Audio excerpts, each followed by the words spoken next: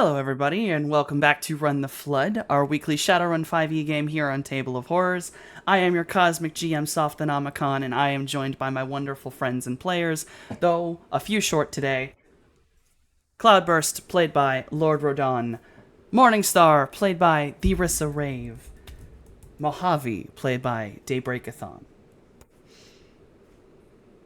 So, as we come in on our current beautiful three people, we enter back in after a unfortunate video that has been shown to our group to have shown two more deaths caused by the forces of the Red Flood, as it were. T specifically. 404 has called you all basically out of the parking zone of this warehouse into another section. As you all are in this section, you will notice that the farther you go in, there probably weren't walls, or at least no tall walls in this warehouse. It was very much just columns and set up to hold stuff. But currently, now there are winding paths and passageways created out of pure wine-colored roots. Vice has entirely encircled this building, and any of the mages, no sensing required, you will realize this building is inside of him by this point. To get to you all, whatever it would be, would have to break through Vice itself. So you are completely protected. For the first time in this entire city, you realize that you are in an actual safe place. On the Matrix, Morningstar, you can tell that there are layers upon layers upon layers of firewall created by both 404 and Boar's Head. And what seems to be a couple other signatures scattered up there in the firewalls, ones you're not super recognized. But as you all come in to the room, you will see that there are a lot of very large, what can only be described as computer banks that are wrapped and tied together with wires and cables. Morningstar, you know that this is sort of a ramshackle but sturdy makeshift server to keep this entire place up and running.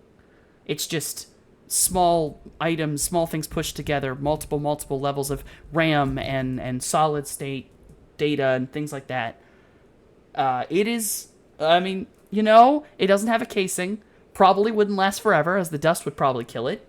But for right now, damn, pretty powerful. You can definitely tell that the wires, some wires lead out through areas of the roots, and you realize that's where 404's sort of, the larger computer that was out there is what's connected here. A little bit past this server, you see Boar's Head. He is in his wheelchair with his android-like guard next to him.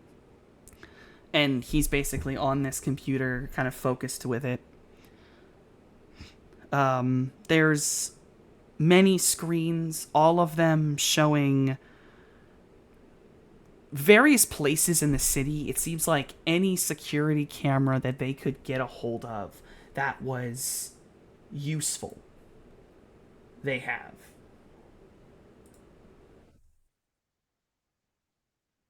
Boar's Head is gonna turn around when you all get there and basically be, oh, well, y'all made it. Kind of surprising.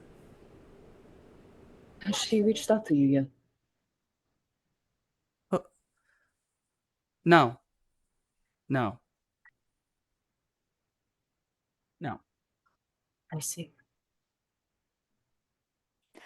On these various cameras, is there anything notably interesting happening? There is on a couple.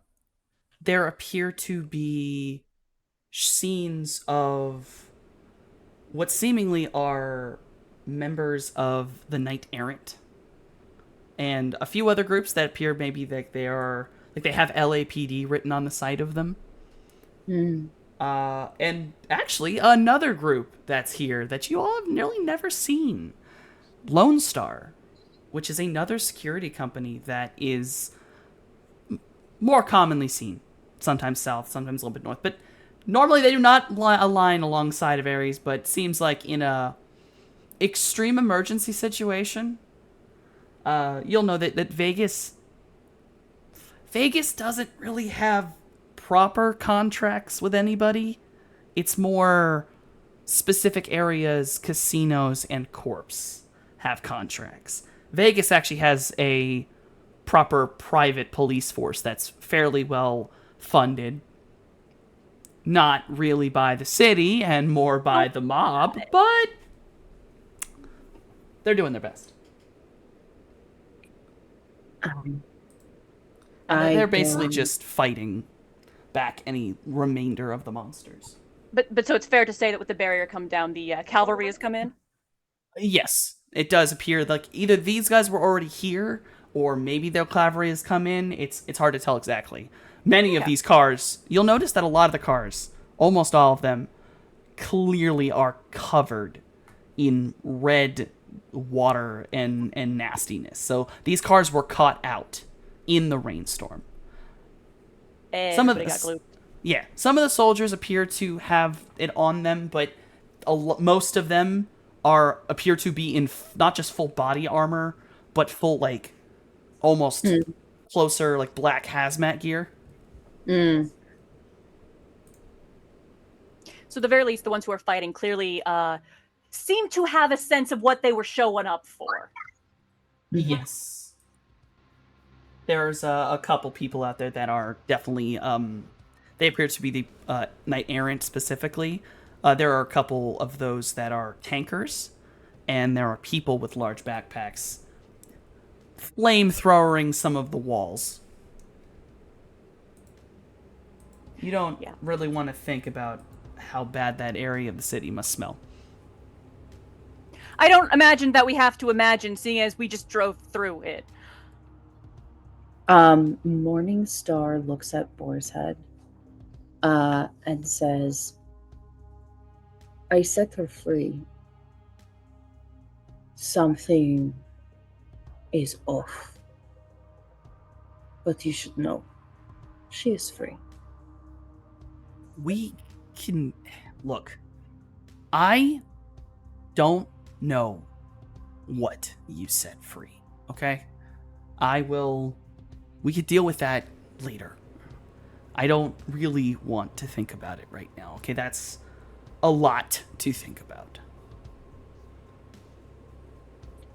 There are very few moments in which the Naga-ness of Morningstar is apparent more than her physicality, right? He says that, and there's the soft rattling that could be heard coming from her chest, and her mismatched eyes kind of glow. And a little hiss comes out of her mouth as her fangs sort of like drop into place, but then in a blink of an eye retract, and she calms for a moment.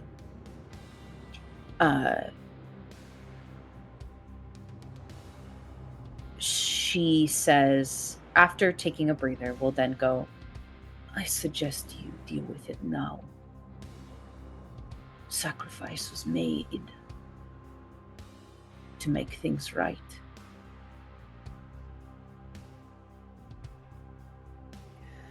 The streets are And- red with blood scales. There's a time and a place. There is this like snap of her body, right? This sort of like curling in of the other half of her, where the stripe that is along her body is suddenly very clear. She's no longer moving, so you can just fully see the absence of color, of the usual sort of iridescence that is her scales. And she squints really hard at Boar's Head. she's heard what Mojave has said, but she is like staring lasers into Boar's head because he's the only one who can deal with it, because he's the only one who knew her, and she's like trying to impress upon him that if he doesn't figure it out, it may fuck up things for us, in the near future. So she's just like, the urgency is what she's trying to impose on him. So Meanwhile, Mojave is giving Scales that sidelong glance of like, we were all called into this room for a reason. Why are you making a scene right here, right now, please? So let me make sure that I'm understanding.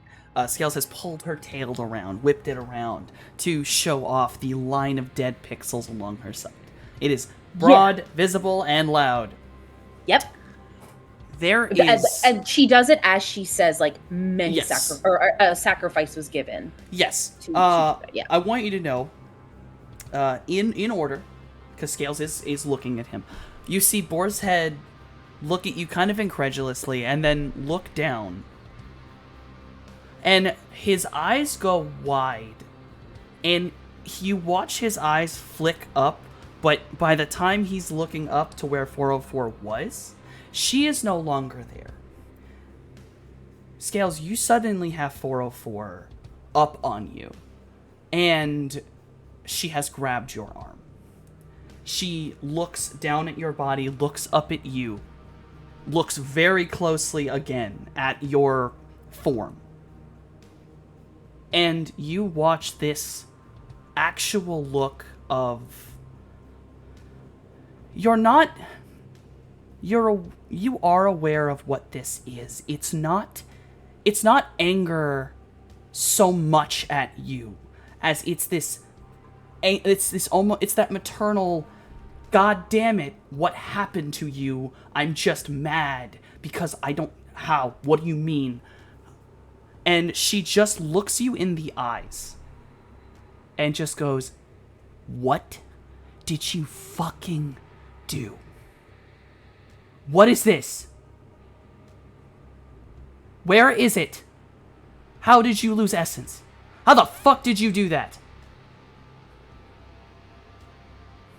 I did what you taught me. I went below, and I freed her. Unfortunately, I was not strong enough, and apparently I died. Good thing I had the good doctor with me. Her soul in my hands.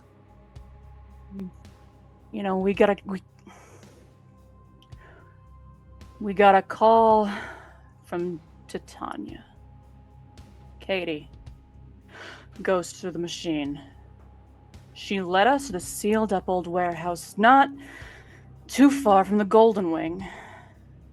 Sealed up so as we had to break through the wall to get inside. Place. Digital mausoleum. Titania saved on servers. Something radioactive, locked up tight. If you know anything, I'd love to get answers. Ritual circle of cultists laid out atop a stupid, strong, double-layered spell circle. Cloudy's over there looking at the ritual work. Scales says she's gonna pop online for a glimpse along Matrix-wise. I try and talk to one of ghosts I see standing around. We're looking. Business as usual. Then I turn around, see Scales bleeding from every hole in her face. I know tech work ain't always pretty. I've seen what happens when Scales gets pushed, but when I tell you... I once watched Scales shut down the best black ice program Falcone money can buy. She bled for it, but walked away, no problem. She was dead. Medically speaking, Scales was dead. Flatline. Enough hemorrhaging to kill her 3 times over. There was absolutely nothing I could do. Then, Katie... She was standing there. I don't know. I don't know what happened.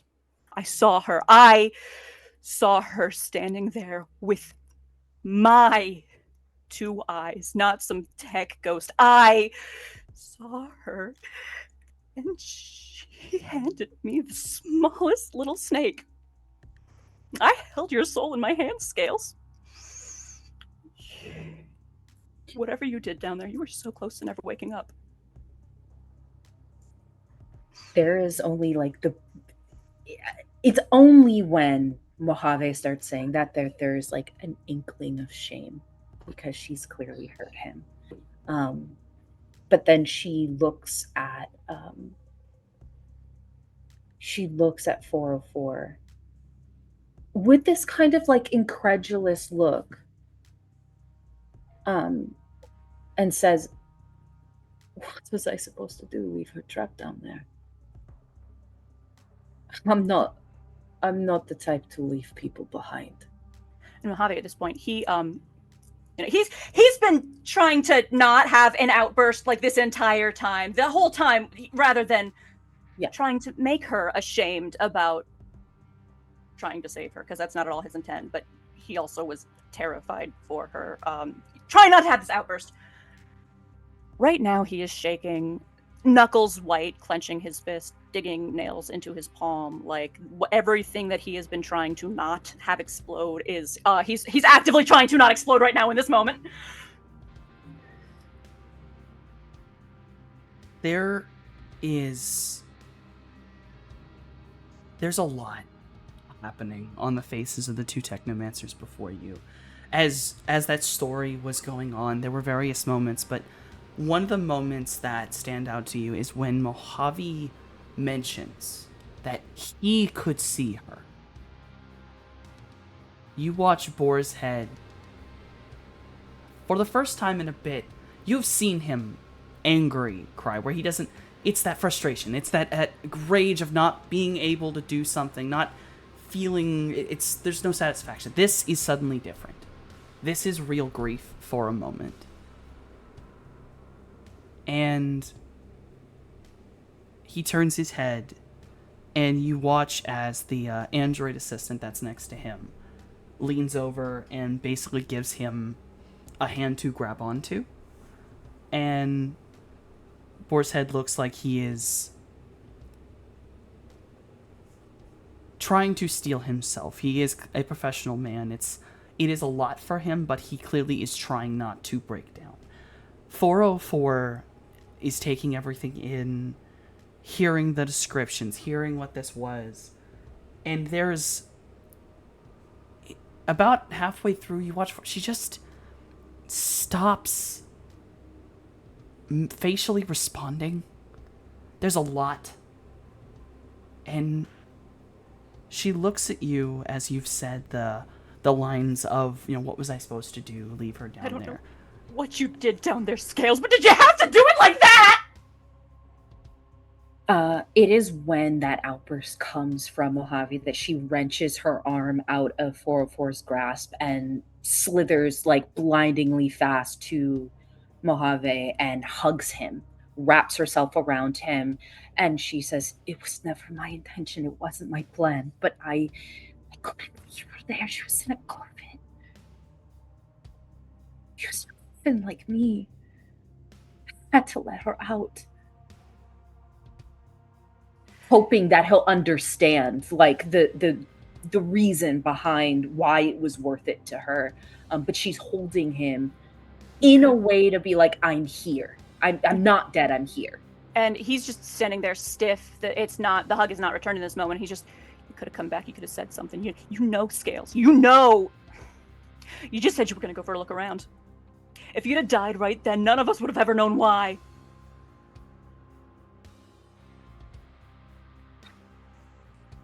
Wouldn't have had a clue. Brains melted on the floor. That's all we would have known.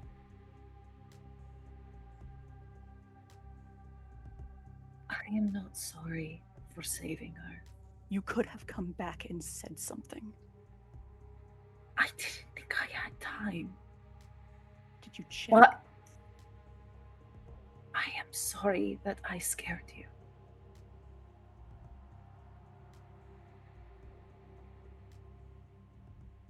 And when she says, "I'm sorry that I scared you," Yeah. sincerity on her aura, in her eyes. She looks to Cloudy in this way of like, please understand. Um, but she again isn't sorry for setting her free. She's sorry for scaring her friend, you know. Um, and so she puts her hands on either side of Mojave's face. And he's not making eye contact so much as he's looking through her in this moment. Yeah, and that she understands that, and that's fine. And she just kind of like rubs her thumb on his cheek for a moment, sort of disentangles herself and looks back at 404 and says, "She's been following me throughout the city since we got here. First night I was here, I saw her planting flowers in the Matrix for those who were lost, trapped, barely able to send little bits of herself to set up these memorials around the city. She's been down there for, 3 years? With these, I don't know, these fanatics locking her in place. She could not know peace. It was reckless, I will admit. I should have said something, but I didn't think I had time. There's so much I don't know. But I couldn't. I couldn't do it. I couldn't leave her there. 404 holds her hand up, like to kind of motion to stop. And she looks at you. And in possibly the coldest moment you have ever seen from this woman, there are a lot of things I never taught you. Because, to be honest, I knew where you came from, and I thought those motherfuckers were smart. Clearly not the case. Half-baked. Either they gave up, or they weren't paying attention. Fine, I fucked up on that. I have never taught you a lot of things, but there's also some things I didn't know if I ever had time to teach you. I never thought I'd have to teach anyone about a Mark-level casket unit. I never thought I would have to teach anyone what it looks like when a data entity is reading. I never thought I would have to tell anyone about those damn rose bushes. That was never Katie. It was me. I made every one of them. Out of the resonance of everyone who fell before I left permanently. I came back one more fucking time. I see that data entity all the time. It was never her. She died. She didn't die in the foundations. She died and scattered. What you met is called the Deus Cult. I knew them a lot. They were a bunch of fucking otaku dumbasses that I knew back when I watched that motherfucker die, when I watched the crash happen. They thought they saw God. I saw the devil. They have been struggling to find every little piece of him that might be out there. They got one. That's what you saw down there. Let me guess. Down there? Was it a circle? It was a circle of servers, right? Central computer unit. Wires everywhere, nitrogen cooled. It was a container. It was a seed. A seed of Deus. I'm not gonna lie. I thought I hunted every one of those motherfuckers down. I thought I killed them. I thought I ended it. I was wrong. And you know what? That was my fault. And you know what? I actually do have to apologize to Boar's Head. Because guess what? A Matrix ghost, that remnant, that leftover of our resonance, that can't be seen by mages. That can't be seen by regular people with nothing. That was a real ghost. that was an actual ghost. You know, I guess it's good. She was able to reach back out finally to do something great, and I knew her. Yeah, she would do that. She was a fucking angel. Sweetest person I'd ever met. You died. I have never seen someone recover from that. When you die in the Foundation, when you die down there, it rips pieces apart. It tears away all things. It is made of resonance. It is a drop in an ocean with no container. This is not some, oh, I'm sorry I scared you. No. This was a one shot. This was a goddamn saving grace. A Hail fucking Mary from a ghost who didn't want to watch a fellow hacker die needlessly. All you would have needed to do was take a moment. When we're down there, we are at the speed of thought. We have all of the time we need to hold on, to wait, to think. I know that you're angry because I couldn't teach you algorithms, that I didn't teach you things. I have been at the top so high, I have gained so much knowledge that sometimes you forget. You fuck up, okay? You forget the little things. You forget what you have to teach a beginner. And I'm sorry I never taught you. But do not look at me like that when everything you did was only your fault. I am more than happy to still teach and help you because you do need help. I can see that. I understand. But you need to remember that there are other people with you. There are other people who care and need to know that you're going to be okay. You are not replaceable. Do you know how impressive you actually are on your own? Those motherfuckers didn't make it. I've seen the shit they made. I helped them make the fucking program. No, you're a real, proper creation of the Matrix itself. You were gifted that ability.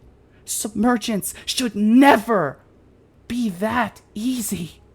To slip in on your own, no anchor, no window, no sightline.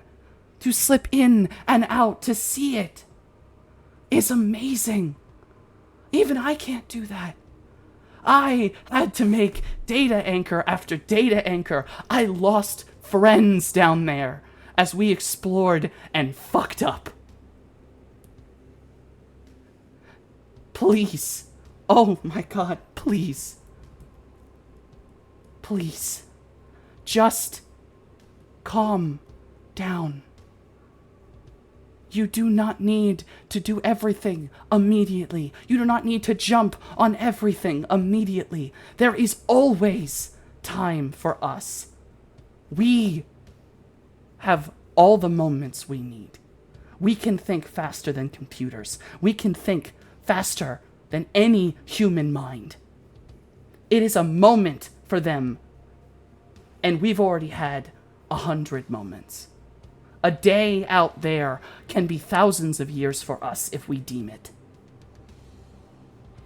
You have all of the time you need when you have put yourself in the Matrix. I know you've done it.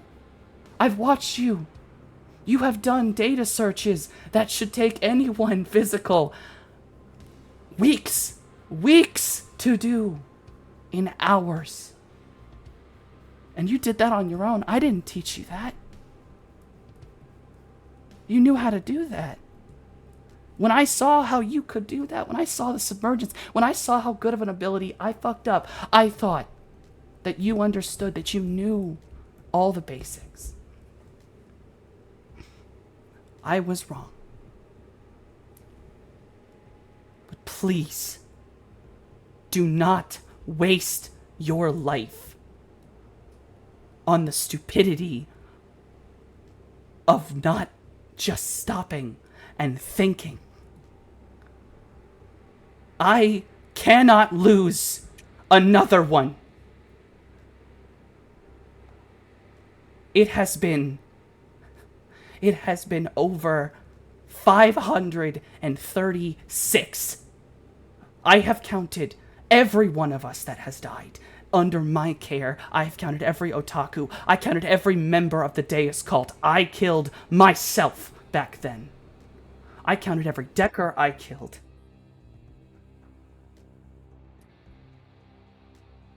I have had to do horrible things. I have been a runner for over 40 years. Half my life. I have seen awful things. I have done awful things. But even back then, even at the beginning, I knew that we could take a moment. We could think. That's not something I can teach. That's something you have to learn. And I hope that that line of dead pixels, don't you ever treat it like a mark of pride. You treat it as what it is. A mark that you need to always remember to wait, or you will die. And you will die and leave everyone else to die. Look at these friends of yours. If you go down, that's it.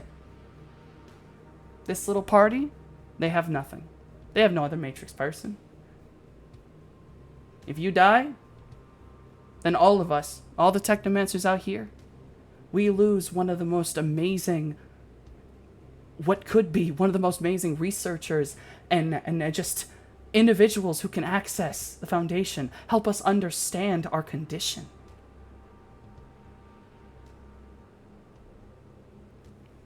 I know I'm not making any fucking sense. Maybe I'm just, you know what? I have 4 kids that I either have to plan a funeral for, or I just have to write off, probably. And I almost lost someone else. I did, technically. And nothing but the ghost of an old friend is the only reason I didn't.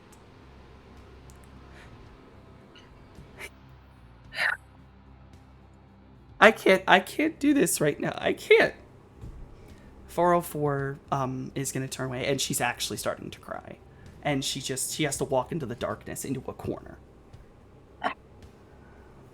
Morningstar is overwhelmed because she didn't know any of these things. I think she's like almost like slack-jawed, like that kind of surprised. She did not know that what she could do was difficult. Like the idea of slipping in and out of the Foundation. So she's like, no, not other people could do that. Hard? Right, and not in an arrogant way at all, but in a way of like, oh, like understanding how hard she fucked up, right? Of like, oh, I did a thing that other people can't do, and the concept of like that kind of death hits her. And she kind of like almost shrinks down a little bit.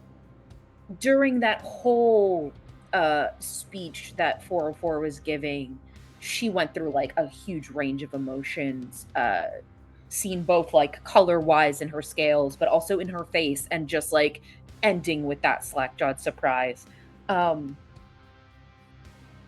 She looks like she's a little bit, not dissociating, but almost like reeling from it.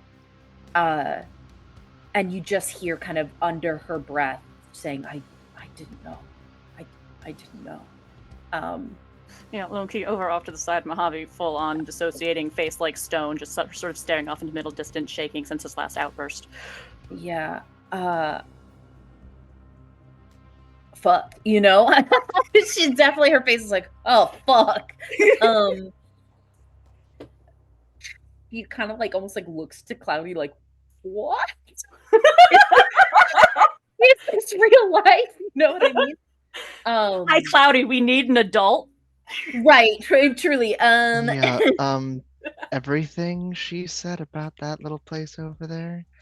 You remember our little spirit journey I took with Mojave?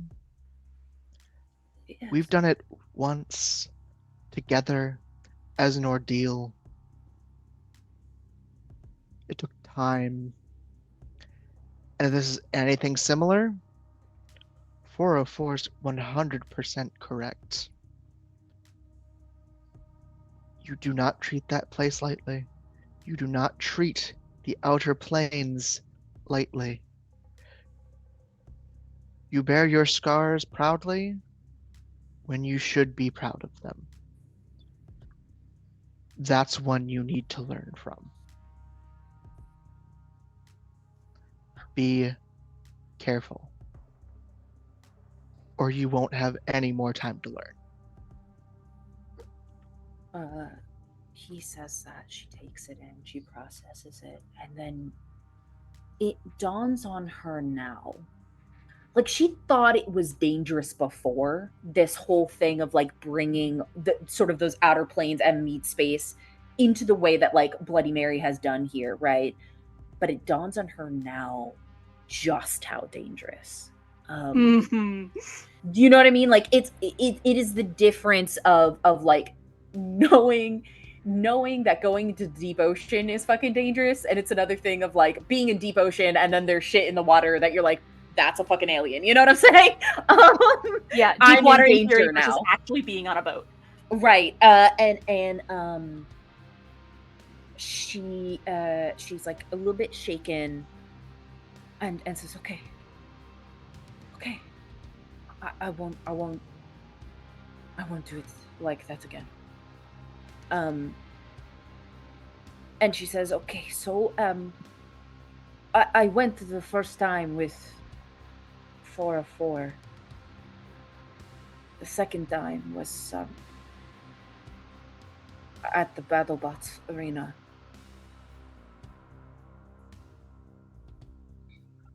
And then the last time.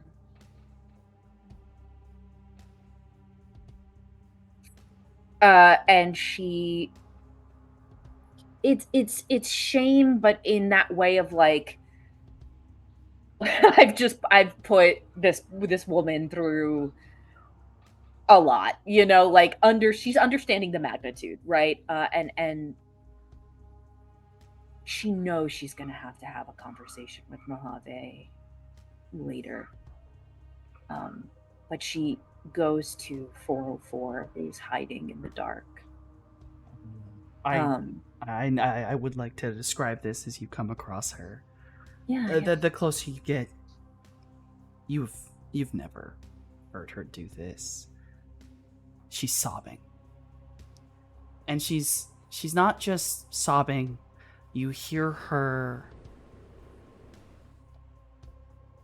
crying and saying names. And you recognize one of them, two of them, from research you've done. They are Frenzy and Torpor's real names. And she repeats Frenzy's. And then she repeats two others you don't recognize. And you realize as you do math real quick, the four that she is absolutely repeating the most are more than likely her two sons that died before you all ever got to meet them.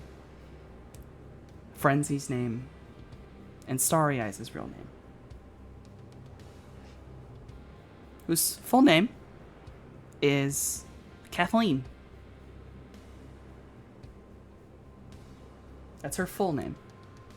And you hear the tears and pain of a mother who has finally is just unable. And then you hear, she's not heard you yet, she's just crying too loudly. You hear Lydia. And she joins you in with her just sobbing, chanting of what she seems to consider you as in her children's names. The ones that she has lost the ones that she fears she's close to losing. And once you're able to sort of more see her, and her bioluminescent tattoos make her a little more visible, you see that one of the branches from the wall, one of the roots, has seemingly gone a little more limp and has curled around her shoulders, mimicking a comforting gesture of like someone's arm.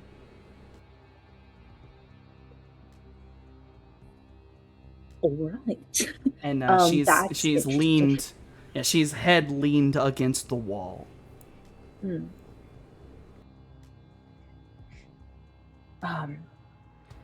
It's a mental pin about the roots in her mind. But she goes to her and she doesn't say she's sorry again.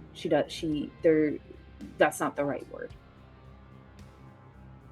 She takes her hands and she holds them. She looks at her and waits for the sobbing to kind of quiet just a little, like just kind of like as she's sort of being grounded in that moment. And she doesn't speak to her as Morningstar. She speaks to her as Lydia Dawn, in her mind. And she does a thing she used to do with her little brother, the one that she only spoke to on the Matrix. And through the Matrix, into her mind, she begins to sing a lullaby. Just something that brought them both comfort in a way that those who could not physically hold each other would. She sings the lullaby until she calms a little more. And then through the Matrix, lets her see her like as Morningstar truly is, right? As Lydia Dawn truly is, and says, I'm not gone. I'm still here. I'll never do that again. I promise. And we will find Kathleen. We will save her too. I promise. She holds on tight. 404 listens, and she does calm herself. The sobbing is still there. It's while trying to speak, it's that quick breathe in of not trying to stop crying, but it's holding. Right. And she reaches up and touches your face. And very quietly out loud,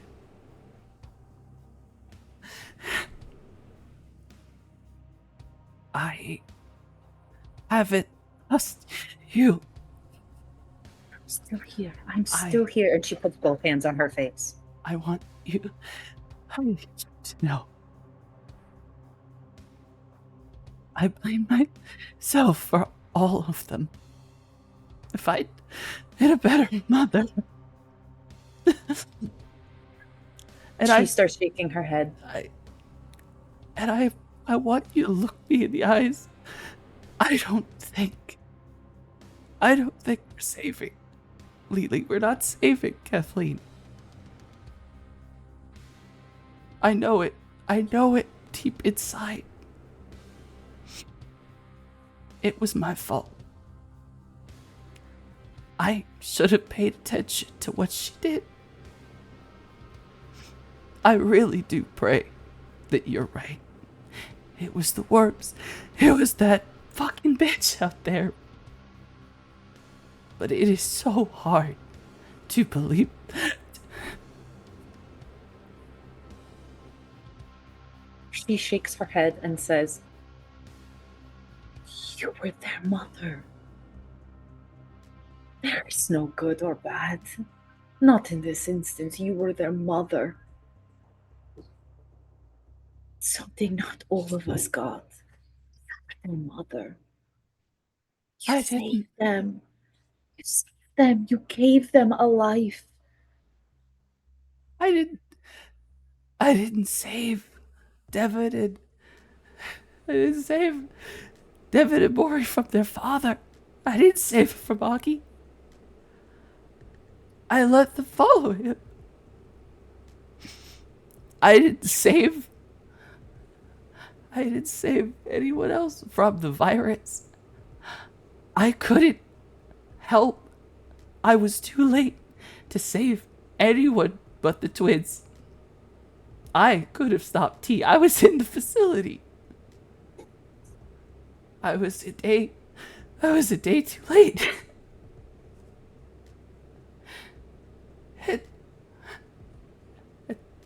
It's Skull, Auntie, my two babies.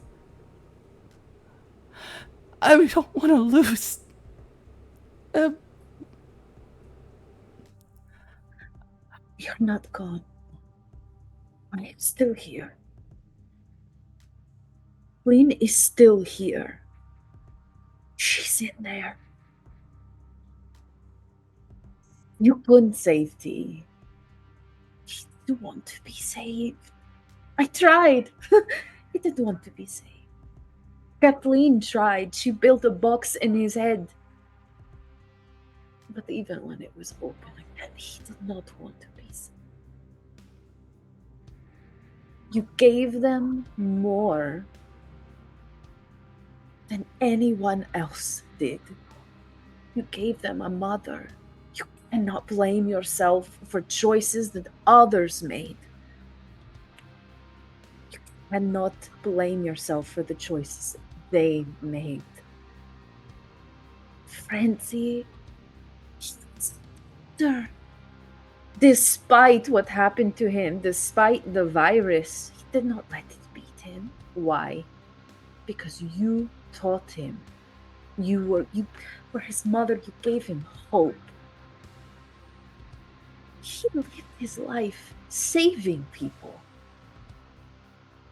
Do not blame yourself for aiding and making him be an incredible person.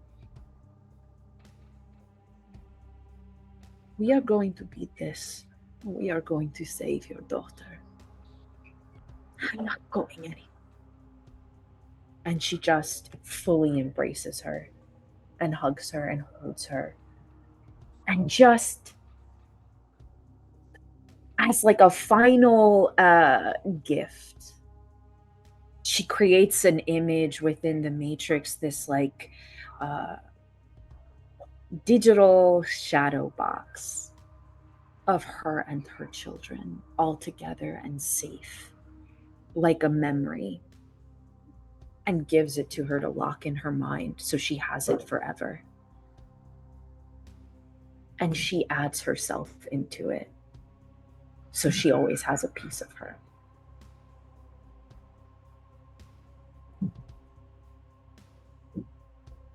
Warafor has embraced you back, and she shares something with you. It is not a created. You realize that this is a memory that she's sharing with you. And she says out loud something to go with this memory. Out loud, very softly, she says, I want to be here. Please. Don't forget her for me. And the memory she shares with you is a very solemn and intimate one from 404's past. And you see your mother, but she is much different than when you met her. And you met her when she was ill. This is even worse. She is skin and bones. She is covered in blood, seemingly her own. And she is head in 404's lap. And you see Lotus and another woman who looks very similar to Lotus, actually, behind her. And behind 404, basically like kind of sitting there like they're comforting. And in the most weak and agonized voice you have ever heard of your mother is just this desperate plea to save them.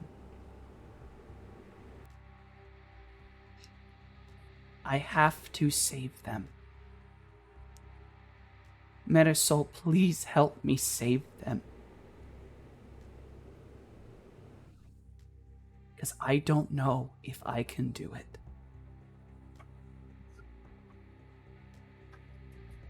And that is a memory that 404 shares with you. And just kind of pulls away, looks you in the eyes.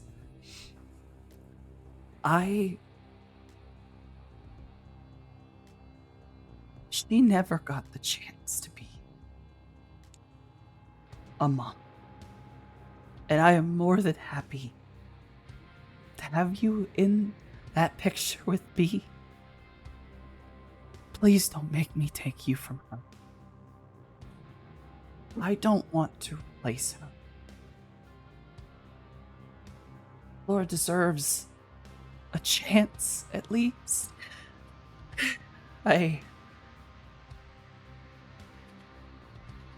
Vegas has brought back a lot of bad memories of how much I fucked up. In 80 years, you fuck up a lot. You forget, you lose parts of yourself in there. You sometimes lose a lot down there. Sometimes you forget. And sometimes,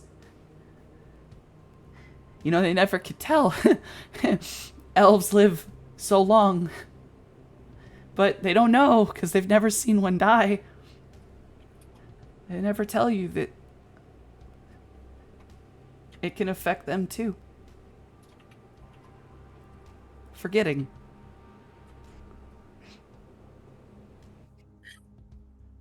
Everything.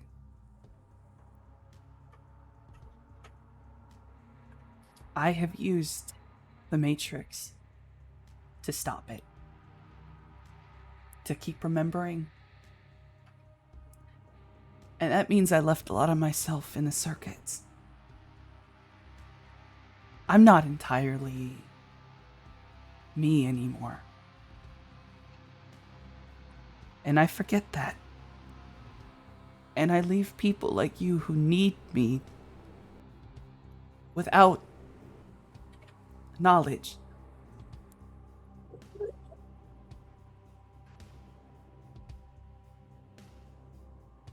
I'm not a good teacher. I'm sorry. You said that we always have a moment.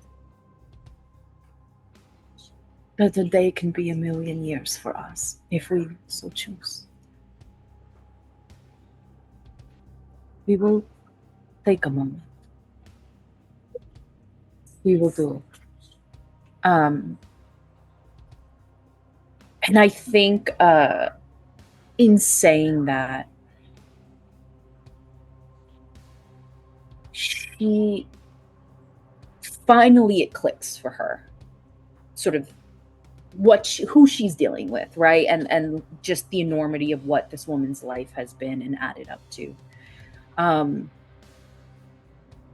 then she smiles a little bit and says, "You may not be entirely your former self, but you are the you that we need now.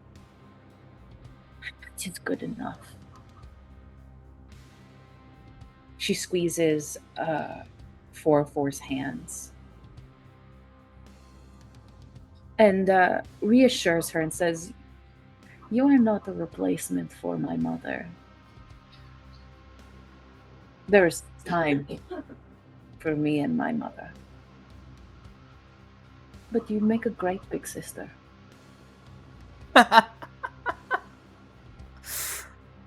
Oh, I haven't been a big sister in 50 years. We have time. Now come. We have work to do. And she leads her from the darkness. So she's no longer in the darkness, as she's in the light. Yeah, and then obviously, like, as she's walked, she's me and Boar's Head have some lessons. You need to learn a proper encryption algorithm. You need to learn anchors. You need to learn things. We have time. Vice is given a lot of time. Pulled in some old favors. Yeah, she smiles at that as she leads her back to the group. Just, if I may. Oh. Well, Yes, they've been gone. yeah, well, they're gone in the other room, and we're just kind of left standing there. Yeah. What are you guys doing? Because Boar's Head's currently recovering from an emotional break a little bit. Yeah. He's on one side of the room having his moment. We're on the other side of the room having ours. Mojave's still standing off in middle distance, kind of just staring at his hands, almost with clinical detachment, watching the way his fingers are trembling. Just sort of the almost casual remark made to Cloudy. And I did end up going back there. Going back where? The tree, the lake, there.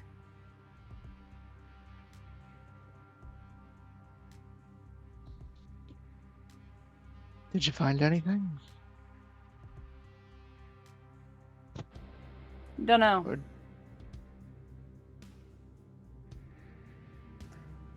Was looking for answers. Found something, I guess.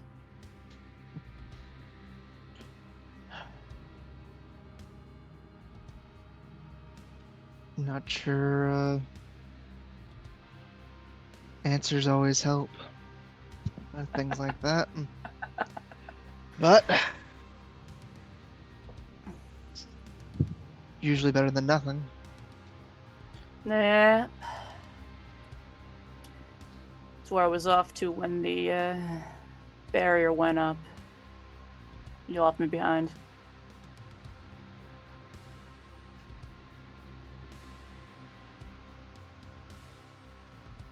Sorry about that. There was Worked sense of urgency, but we're all here now. Worked out for the best. I was able to grab your papers. Able to sort of nod towards the door that the others just left through. Tend to the wounded. Worked out. As all high and mighty as I might get with speeches like that, we all do make mistakes, but shouldn't be proud of them. No. No.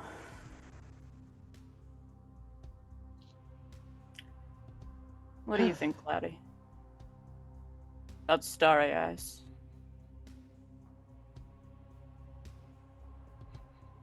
You were there when we all got sent down that little trip along memory lane.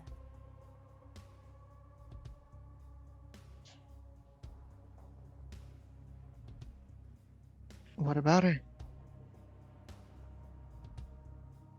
Whether she's alive, whether she can make it out, whether she can do what needs to be done, Scales thinks she got wormed. I can't shake the feeling. I don't know. If she's currently with tea and not, well, smushed to pulp, it's not out of the realm.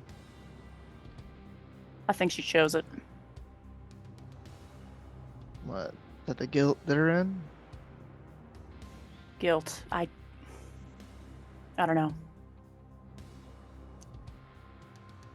The way she was looking at him in that memory, the way they interacted, the way she was so desperate to see him happy, and what she was willing to do to make it so.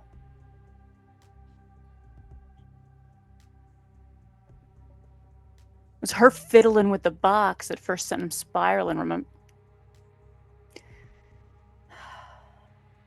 Her fiddling with the box without caring what anybody thought. No informed consent.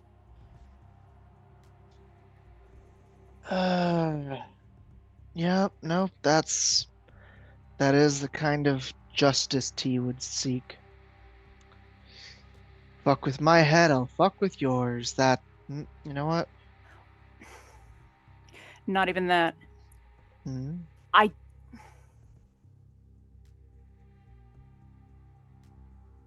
Scales keeps saying she sees it as Starry Eyes wanted to save him. Did she want to save him, or did she want to see him happy?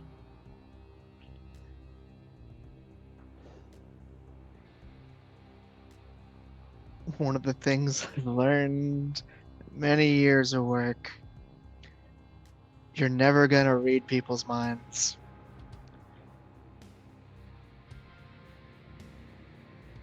Good question. But There's just that slow look of just like you like dude. mhm. My point here is if he's convinced himself that's what he wants, it wouldn't take a lot for her to convince herself, hey, if this is what he wants. You can't save someone who doesn't want to be saved.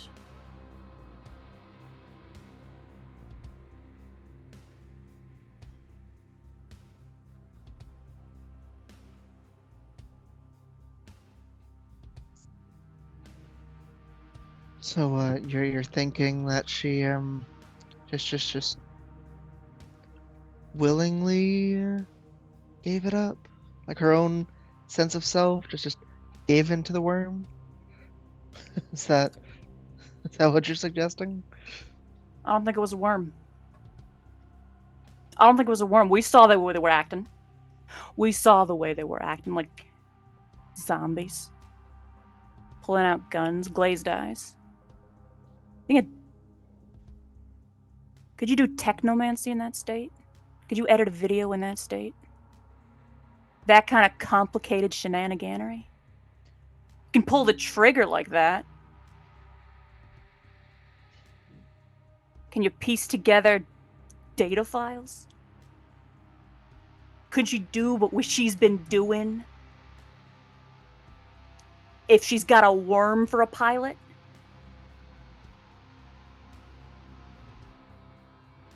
After what I just heard,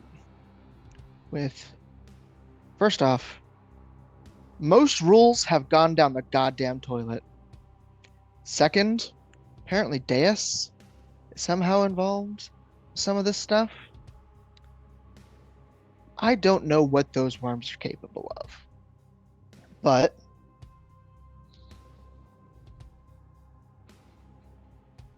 maybe she did do it all on her own.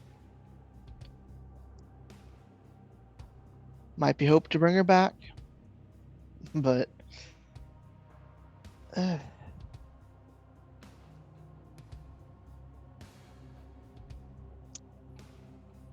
does thinking about that now help this situation?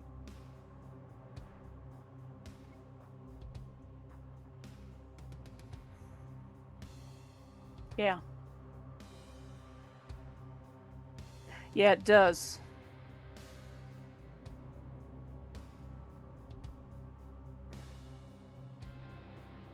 And this is where he turns and finally, like, actually makes eye contact with Cloudy because he has not been doing that up to this point. Mm-hmm.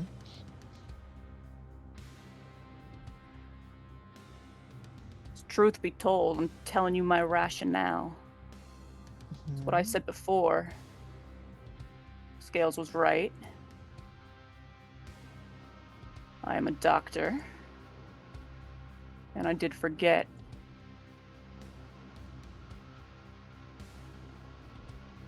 I need to know if I'm justified in making these calls.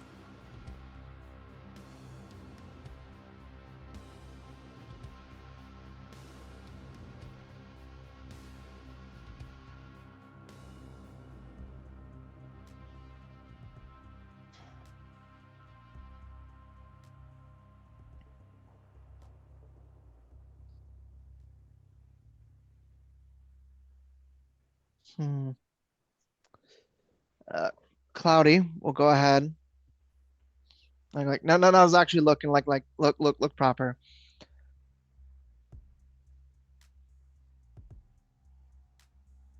What is your job? What calls are you making? Medical calls, guesswork calls, mental health calls. All too often, all of the above, and all this time I've been telling y'all when not to shoot.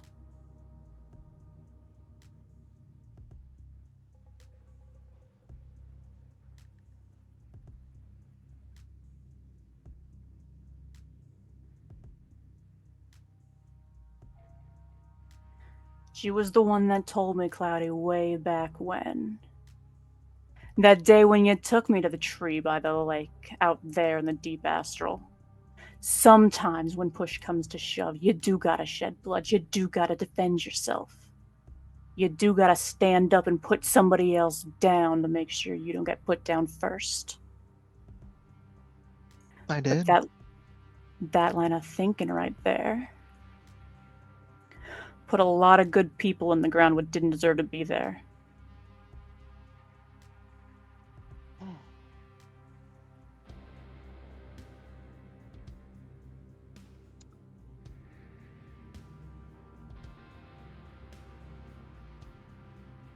And if it had been done to T, a lot less would have happened. But you're right. Sometimes a little bit less gun happy does make things better.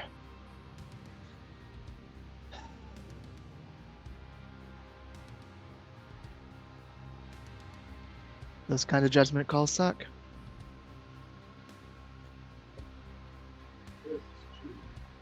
And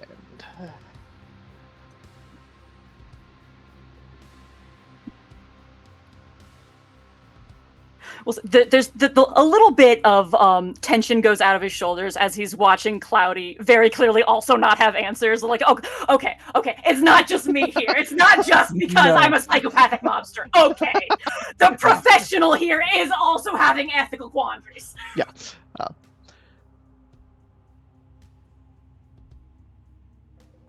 But I will still stand by what I said. Is it always the answer to go in guns blazing, killing everything? Absolutely not. But to have the option. Sometimes you need the option. Yeah. But you're right, that making that choice to actually do it, is it the right time to do it? Is it the right person? Do they deserve it?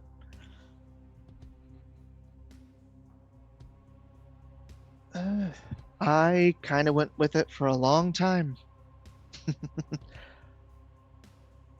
But me saying enough was what got me out of Aztec.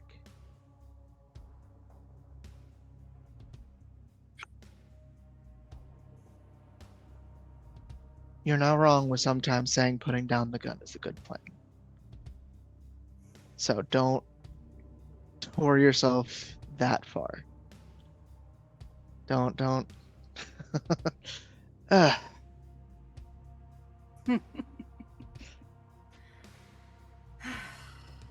It's not easy, but No, that's the problem. It's not too easy. Ever since I woke back up. I would like to say that's when Morningstar returns. And Alright. she says, in response to that, and says, "It's only too easy because you are scared. And being the mobster is easier. You don't have to think. I understand." Oh yeah, I mean, it's like I told you the other day, Scales. You get them big emotions. What you want to do is you want to take you want to take that easy, quick route to make it all go away. You pull the trigger, and all of a sudden, the world gets a whole lot simpler. Blood on the floor, all you gotta do is mop it.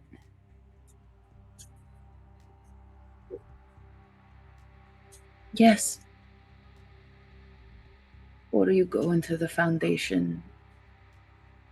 It's not so bad thinking you might not come back out. Yeah, I never said whose blood. I understand, is what I'm trying to say. I am sorry for not thinking it through.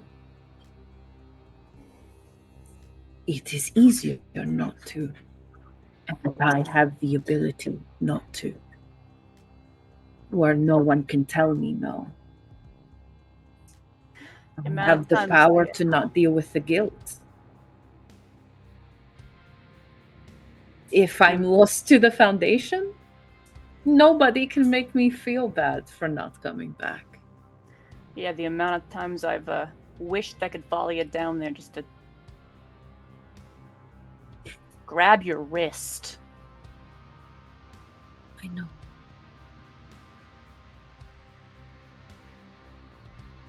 And I'm sure you feel the same way every time you try and wake me up only to find I'm not at home.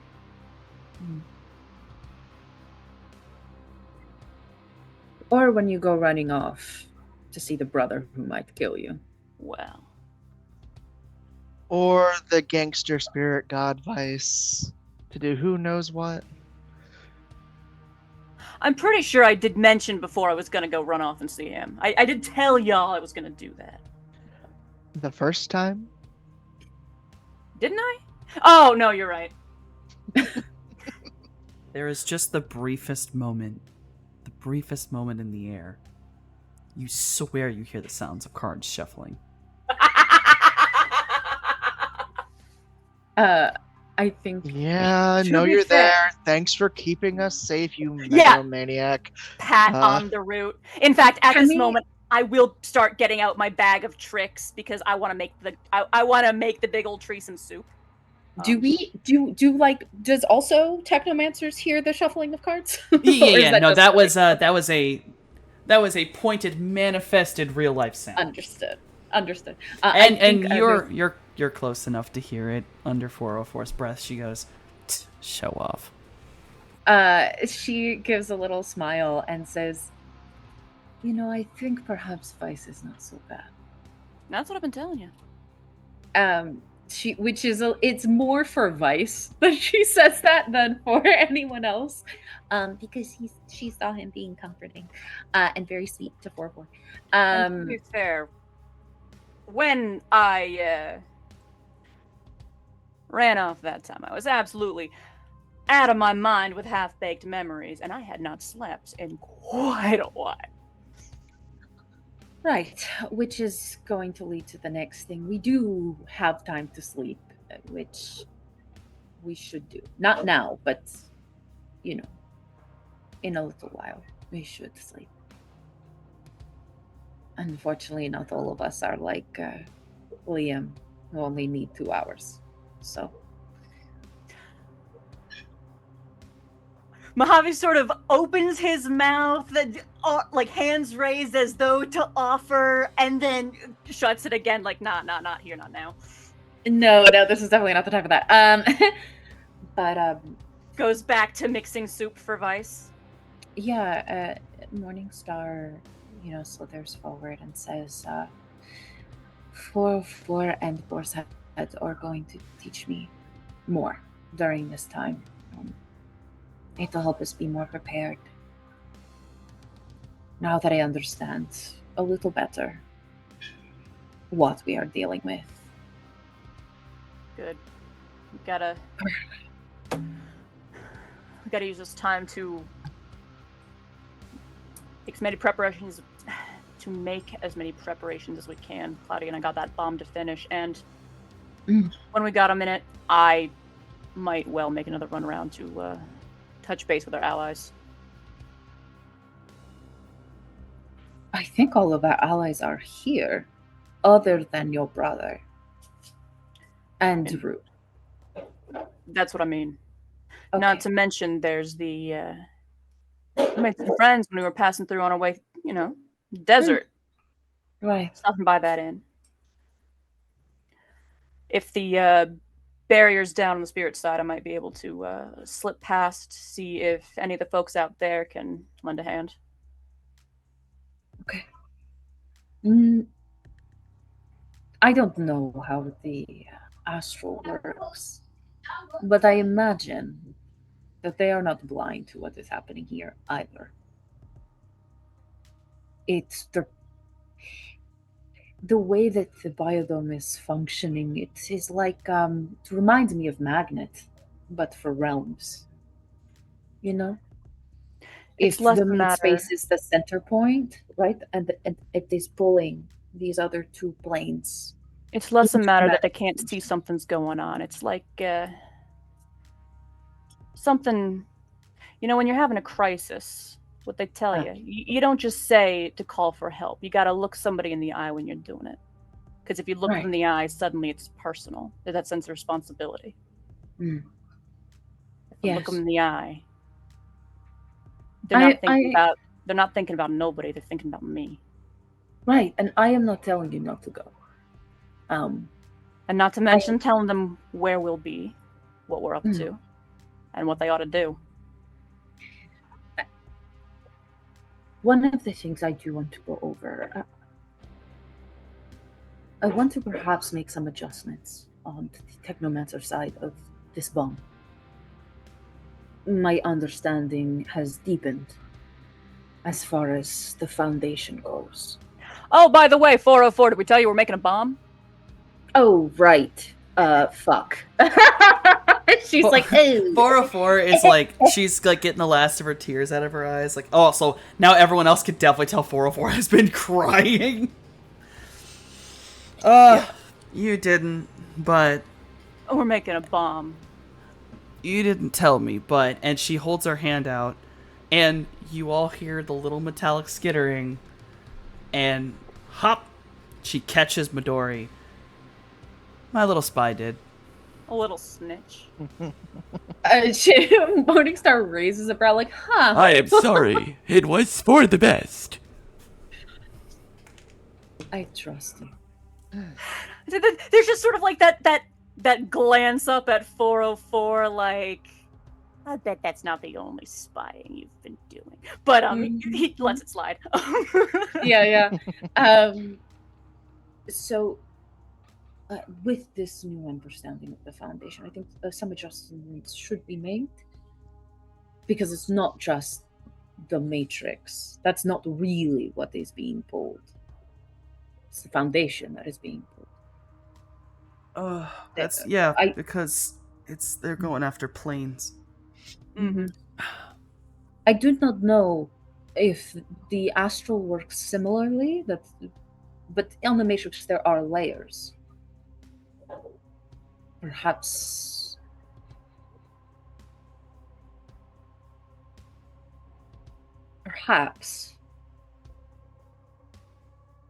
they're not fully to the foundation yet. Do you understand what I mean? Perhaps there is a little time, like recon mission, that we could get the bomb where it needs to be matrix side before they are fully attached. Does that make sense? Leave it undercover, almost hidden, so when it goes off, they don't have time to detach it. From across the way, Boar's head kind of, you hear kind of the creak as he sits up properly. We actually don't need to deal with that shit. The foundation's really good for energy. It's leftover. It's an archive. It should be cleared once this bomb goes off, but if they're gonna try to affect anything, really do anything, they have to rise out of it. They have to get to the grid. They can't do anything in the foundation. They can eat, they can try to get energy, they can try to do any of that, but they need to actually reach up and out of it. What if that is what the matrix side of the bomb does, cuts off their feeding supply. Like, drop the foundation out from under it. Out from under the grid. Empty space. They can't.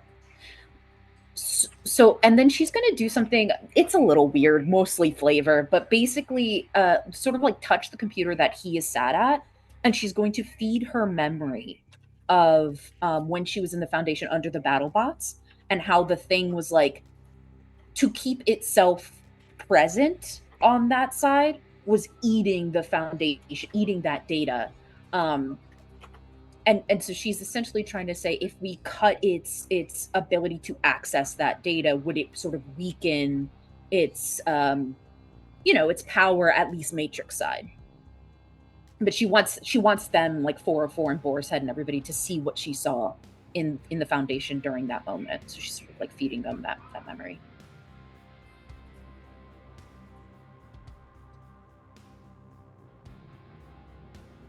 And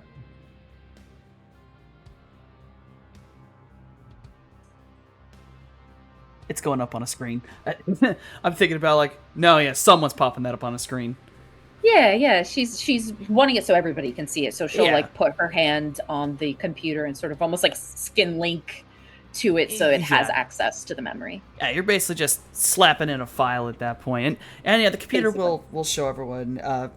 And the other two will look at it and they can confirm they basically bring up a representation, a 3D representation for everybody to see it.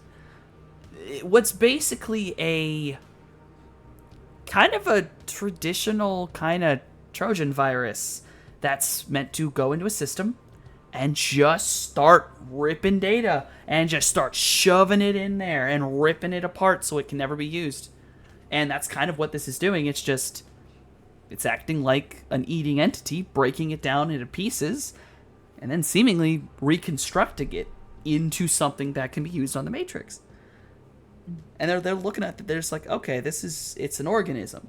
It's acting like that. But it's a planar organism. And they're like, and because they're a little bit upset, they're like, yeah, that's its whole fucking stomach down there. And 404 is just like staring at it like, I don't think we can just empty them. Well, it would scatter it. Stomach. Yeah, it's Think of Could it we like make it spit?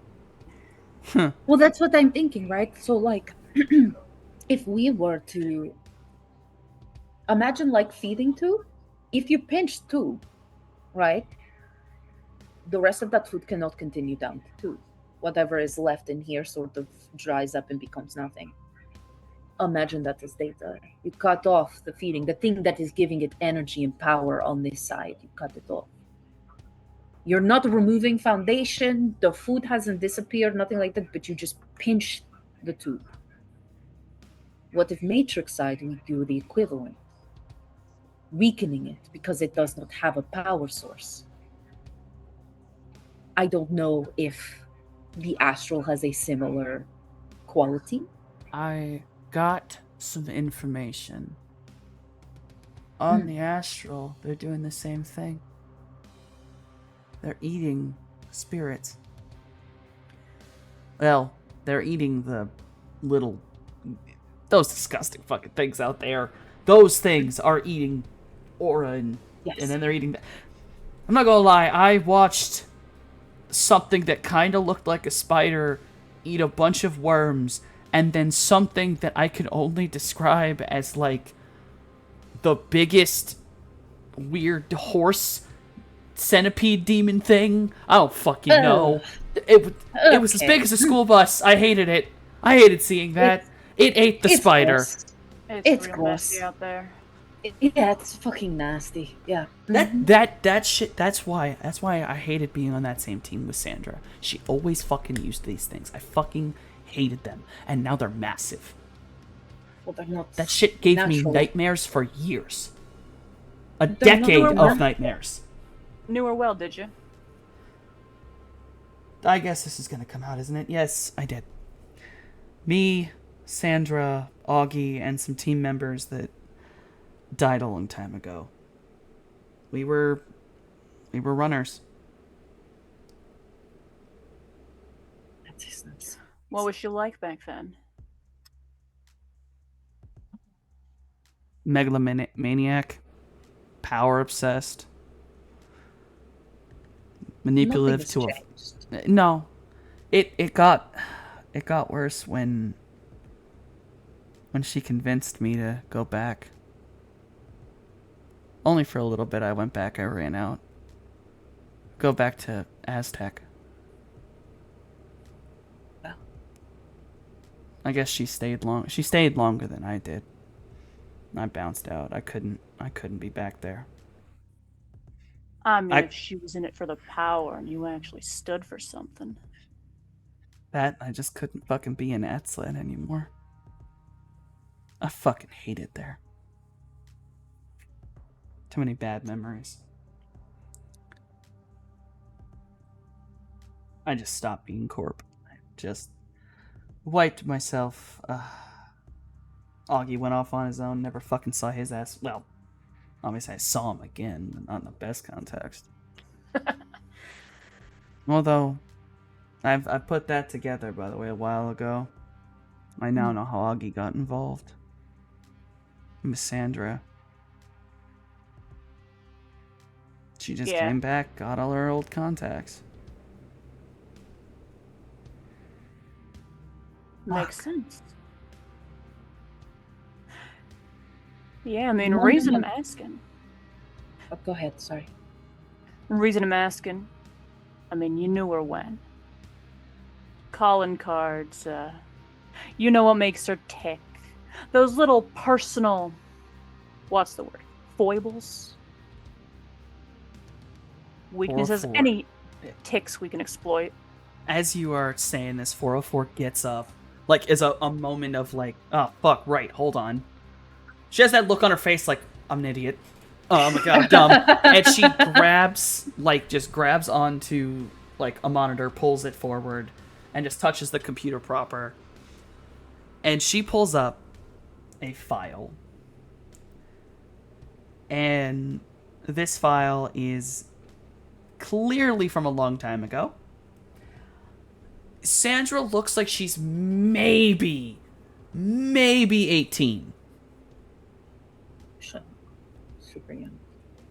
Cloudy, when you knew Bloody Mary, she was already in her, like, 40s. It is a long time ago. Goodness knows how old the woman probably should be now. In fact, she probably shouldn't look like how she does now. But this picture, obviously, and this photo is a little uncomfortable. You see 404, you see a much younger Augie, you see a young Bloody Mary, and two other individuals, one who looks like a dark-skinned orc man, kind of arm in arm with Augie, looking like the Buds, and the other one is a very interesting woman, is the best way to put it. She's in her own style, is the best way to put it. She's not wearing a lot, and in the image itself, she is holding a monosword. Very aggressively in front of her, trying to look cool. And she's absolutely dressed like she's out of the movie Underworld, but more clothes are off. Question from the little snake over here. What the fuck is in her hand? What is that? A monosword. It is, What is monosword? So there is something called monowire, which is extremely thin and can basically cut most things, and is very strong. So, small question. How's your physics? Who are you asking? You, Morningstar. Me? You. Morningstar, me. Hello, yes. How's your physics? So above table, what the fuck is physics? You know what I mean? Okay. But Morningstar, You know what molecules are? Like Yeah. So Yeah, so mono swords can Morningstar, cut however, molecules. See, like they're about they're like molecule thing. Yeah. I know To this be is supposed clear- to be a cool weapon, but I will admit that I, Daybreakathon, am just picturing a really, really big version of one of those like cheese slicer things. It's just like the wire. Like that's what I'm. Because it's just the wire. Like that's what it is. It's not no. It's an actual sword, but like basically that wires along the edge kind of It's thing. one of where those it's- cheese slicer things, but bigger and a sword.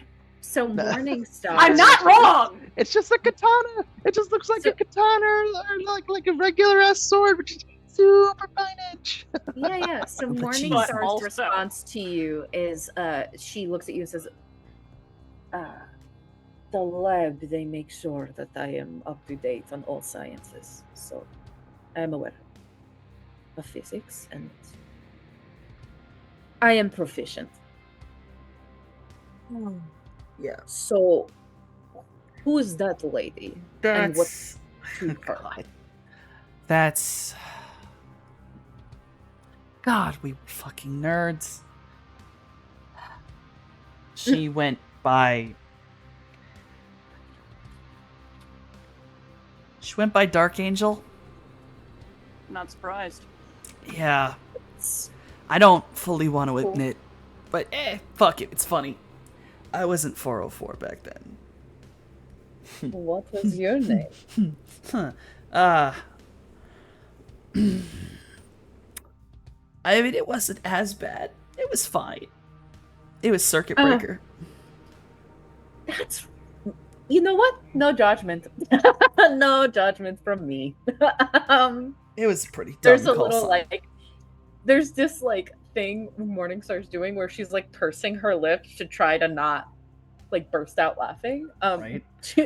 But she's from- very like From the peanut gallery that is over Boar's Head, he just kind of goes. He goes, "Fucking nerd," and she turns out, "Shut up, fairy boy." Morningstar's like, not that Boar's Head is much better, but whatever, no judgment from me. I mean, I'm over here calling myself Mojave because that's the only thing I knew. Right. Look, names aside. Everyone's got cooked. It's all fun and dandy. Yes, no, she's Right. dead. She's very dead. Sandra made sure of that one. Why? Okay, you know what? It's tangentially related, and it's not important. But at this point, I don't actually know what's important anymore. Story time, kiddos. Back Giving then, me the whole psychological profile. yeah, back then we were a team. We were good. We did our job. And then apparently, unbeknownst to me, I didn't know it at the time, which is why I followed her to Aztec after. She had made a deal with Aztec way before this, and both Dark Angel, Rita, her name was fucking Rita, and the orcs, his name's Tom, they were surged. They were sudden, unique genetic expression. It's where something occurred during Halley's Comet. A lot of things happened. They were some of the earliest versions of it. Technically, a few people have gone through it. Aztec, sometimes, at least at the time, were taking stuff from Evo, and they wanted genetic abnormalities. Surge is a massive genetic abnormality. She turned over her teammates. Yeah. Yeah, she did. Rita figured it out that night. I didn't. I was off. I was off with fucking Augie. Well, Rita found out what well, I mean, she already knew, but I got to see exactly what a mono sword could do. And then what happens when a blood mage puts someone back together.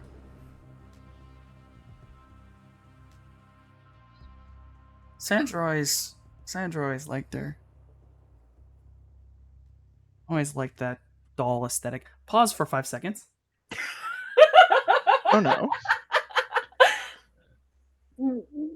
Sorry, I was just handed chocolate churros by a roommate. Pardon.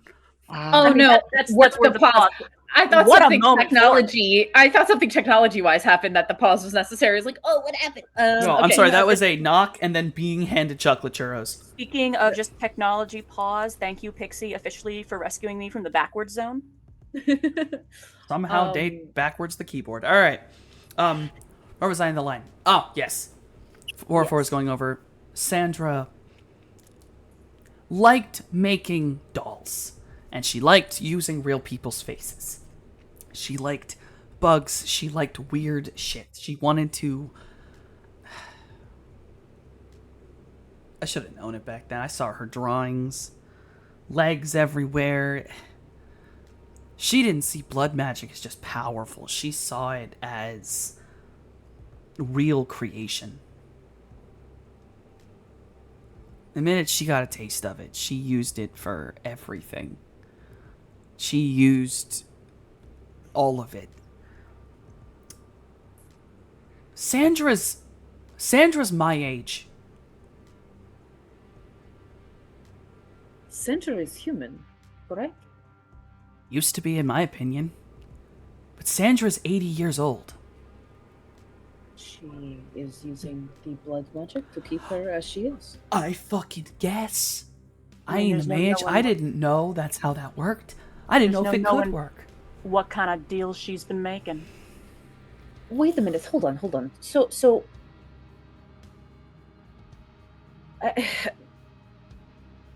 Perhaps they are not related, but I'm just thinking. Sandra liked making dolls. She liked making these weird insect creations that were of both blood magic and I guess matrix, whatever. At some point that happened. Mananangol is a spirit, right? This Mananangol in astral, as I understand it, looks like a fucking centipede, yes? Or like something like that. She's Not Manananggal based herself off an old fucking boogeyman story. Her name's a monster.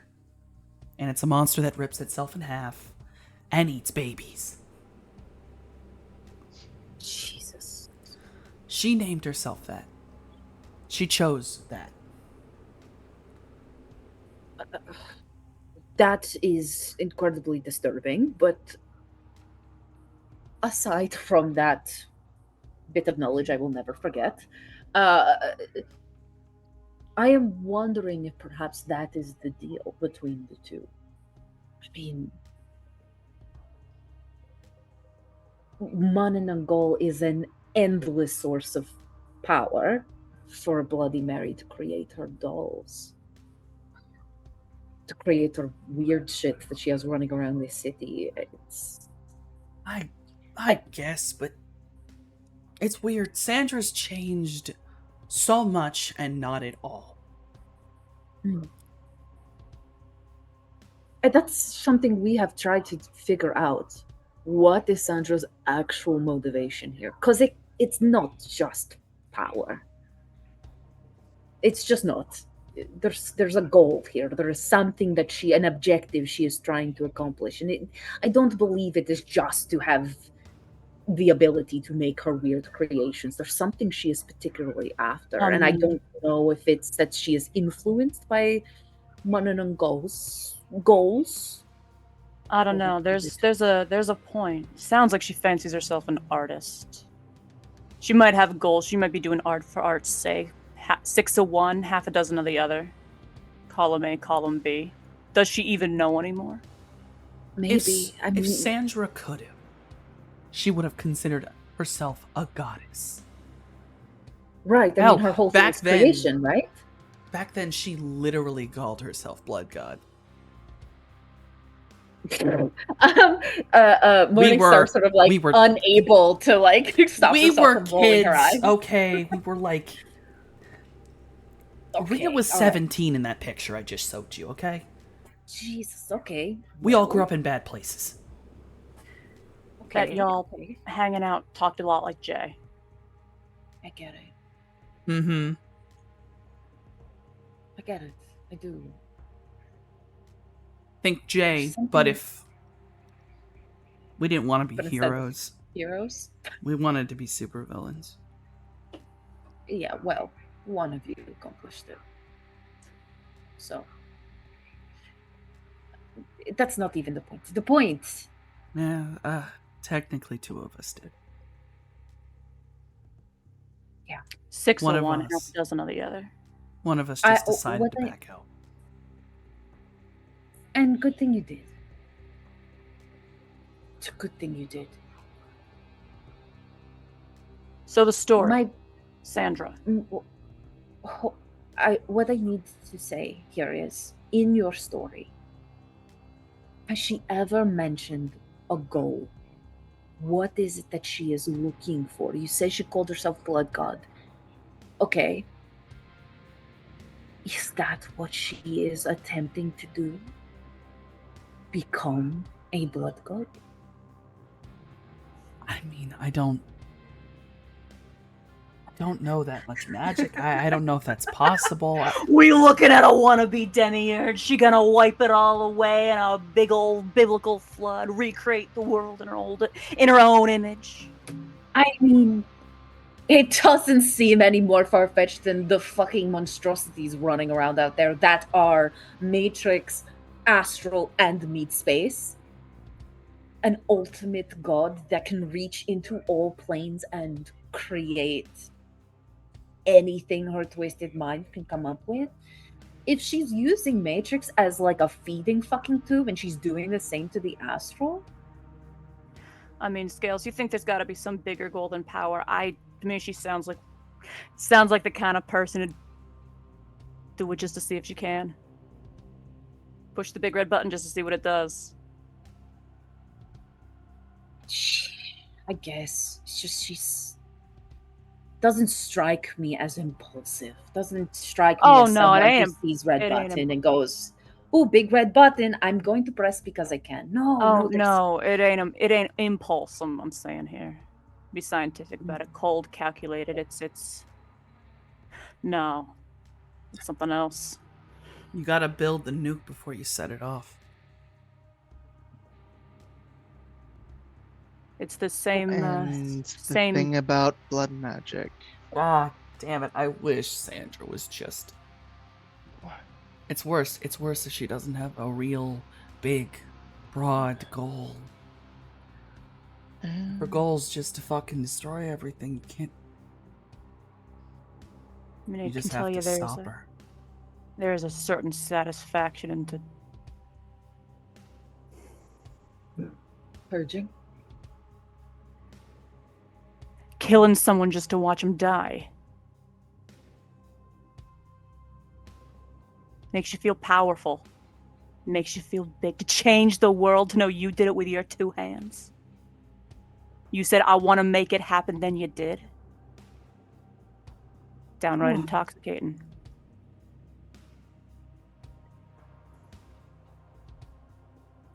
Yes, you're right. I just... all that she is toying with to accomplish that, let us say that is what it is. She just wants to destroy it all because she can. Because power, whatever. She's involved a spirit that has named itself after a monster that eats children. She's involved herself with things that have free will that can easily turn themselves against her, like T. She's not fucking kitted out with any metal. He'd hate someone like her. She has nothing to actually protect herself from someone like him. She has mean- money. She's got Mon and Ungal. And don't forget, whatever tech they've got. It's been in Which the is works for another a thing. real long time. No, you bring up an Overwriting free excellent will, point. overwriting people. You have an excellent point. It's interesting, right? How did she get? Not how. Wrong question. She has access to tech, to technomancers, right? To handle that side of things. How is she controlling them? Fear only goes so far. Is it through the bloodworms? No. No, So I know how is how she she's doing doing it. Fuck. I was really not wanting to do this right now. I wanted to wait. What is it? This is different than the kidnapped children we found in the vats with the ritual knives and first couple of times we encountered blood magic. They're involved. It's the Mark program. What's beyond that? It's all the programs. That's right. Virgil told us. It's like, what, Mark 100, something like that? It's the Mark 5, I think. I think it's how many we went through. I only went through till Mark 2. And then that's when I ran. Not to sound like a conspiracy theorist with a grudge over here, but we can't forget dear old Evelyn and the Varentess family with their adamantine. Didn't get the chance to follow up on that lead before the dome went down and we hit the big old panic button. That's still out there. Adamantine is a very powerful metal. Strong, it can withstand anything, and it does have one other important use. Adamantine so far is one of the only things that I know of that if you put it in a circuit board, it gains resonance. Did your sons ever tell you what they dug out of my neck? Yes. The pieces we left inside, or they left inside, are nothing. They're bolts and plates with no circuitry, nothing. But what they took out was a modified version of a Bun recruit chip. It probably would have still done the same thing, but it was made of adamantine. And they used it because it can overwhelm a mage. I have an above table question. Yes. When I was seeing the images of like the T acolytes is what I'll call them. The T acolytes. The lowercase squad. Yeah, the lowercase squad. And the sort of like implications of T's form now. Yes. Are they kitted out in adamantine? You did see that they are black and red, and adamantine does have it's not very shiny, and it is very dark. T was black steel, or seemingly was made of steel when you last saw him. But it's one of those ones where possibly it could be paint on steel, or it could have been modified with parts of adamantine. Okay.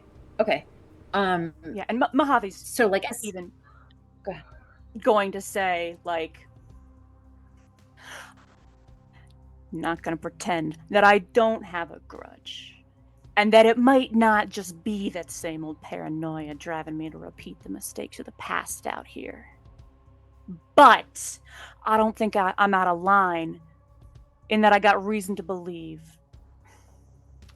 what they did to me was coincidence, but I think old Robbie might have got his hands on a prototype. I could believe that. I don't think you're wrong at all. And I don't think it's paranoid thinking. I think that's exactly what they were doing. They got their balls into Vegas, they got their tech. And that means, too, between the tech and the worms, they got so many ways to override a brain. And if that's right, and they can override mages, they can well, do that it for us. Masters. It doesn't take your essence away. You can make cybernetics that don't hurt the soul. Meaning you can have more than normal. And you can keep... I have seen an entirely robotic individual who was not broken. They were not cyber psychotic. They weren't lost. They weren't just a soul trapped in metal. They were there. They were still there. I don't know if they had any organic parts left. I tell you, that tracks. If T got kitted out with new gear, when we saw him last, he had a teaspoon of soul left in him. Look, I don't want to give anyone false hope, but if they have all these ways to control a person's mind, no matter if you are mage or technomancer, who's to say they did not do that to Starry Eyes? Who's to say that they did not? I mean, they clearly did that to others. His little disciples. The children that Manunagol was stealing away, they were not just technomancers, they were mages as well.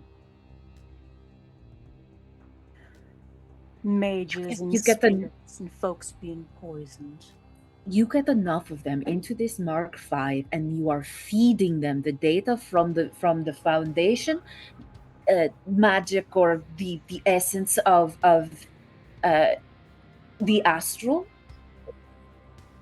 A never-ending supply to power a machine that can do just about anything. They're making God. There are myths of past cultures and religions that I have learned about. That is exactly how gods become gods. They call it the faith and the belief of them that feeds them, makes them more real, right? But imagine something more concrete. You're feeding them souls, they ascend, they become God, right?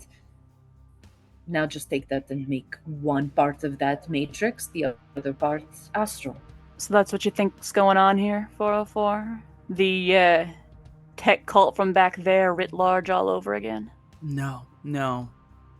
The cult of Deus is dead. Oh, I'm I'm not not sure. saying them specifically. I'm saying Oh, well. that, but bigger. She is Yeah. mimicking this. Yeah. She's mimicking this. The That's- biodome. Plus just- the spirits of the astral, it's Exactly. worse. It's worse. Yes. There's This- no limit. This biodome is literally a feeding tube into her to create this goddess that she wants to be. What kind of Makanagi Morgan wants to make a god? 404 just looks at you like, language. Yeah, Mahani just looks back. I said what I said. I mean, Morningstar is fair, but- flabbergasted because she doesn't know what this means. She's like, huh? 404 looks like legitimately like, oh my goodness. Clutching So her whatever he just said, was not okay. pearl. Yeah, for sure. Like, ew, maybe that was a bad one. Speaking of, back at that warehouse, sealed room, radioactive. What was that? Oh. That was a cult of Deus. I know what that might have been. Figured you would. They happened a couple times. I had to get entire teams of mages to help me. You actually have fought one of them. It wasn't from marking, it's from a different process, but it wasn't from the cult either. It's a toxic spirit. It's remnants. It's left over from the amount of things and energy you need to use to make a Deus seed grow. Sometimes you need to use materials that are dangerous, sickening, and poison soil and water and hurt people. And when you get enough of that in a short enough time, Fertilizer runoff brought to life. yeah, something sometimes crawls back out. It's everyone's problem. I have a question for you, for about Deus. Mm-hmm. So, as far as I understand, he brought down the Matrix once, yes? Did a kind of purge. He didn't.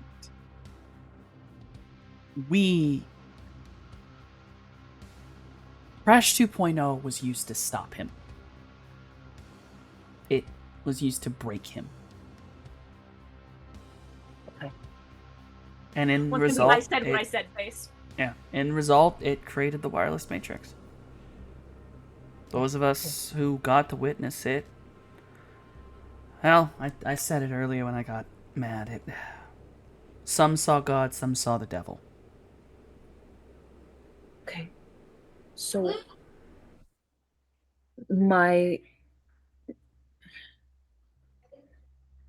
in my error, you said that I essentially released him, Mm-mm. not her, not Katie. Something of maybe I don't- not similar, but I don't know what you released, but Um, if Well, it this was Deus, Mm. trust me, everyone would know. Trust Okay. me. So Fair whatever enough. it is at this point can be just considered a rogue AI. okay. I It does need to be tracked down, but think I did what I saw there, Scales. I think you released her too. no, Okay. you did. Okay. Well, but the reason why I bring it up is how would someone let's just go with me on this. Let's say it is a part of him, a seed or whatever, a bit of him. How would he feel about what she is doing, what Bloody Mary is doing with the Matrix? Would he join her? No. Add to that No, power? no. Okay. No, that was pure.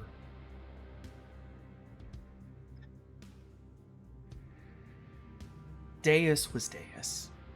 There was nothing other than him in his mind. I saw, well- I heard. Question Yes. of like a piece, is it a piece of psyche or is it like the liver? It's more like it's a piece of code. And does that function like a piece of psyche or is Yeah. that function like an internal organ that just is a bit? Well, I would if it is say rogue AI, it's those pieces were so small. It's an argument. You would need so much put into it. So much put into it to rebuild what they made back then that there's so many of us that scour the whole damn Matrix. If we even see someone get 2 steps away from 5% of what that motherfucker was, you'll have a corp get raided. Megacorps will get decimated. Other megacorps will decimate megacorps to stop that shit. okay. So, So know, I don't think I'm not saying- it's- look, I'm not saying that it can be reasoned with. I'm not saying that, but perhaps like a missile, it can be guided. if it has any amount of that attitude, it's in hiding now.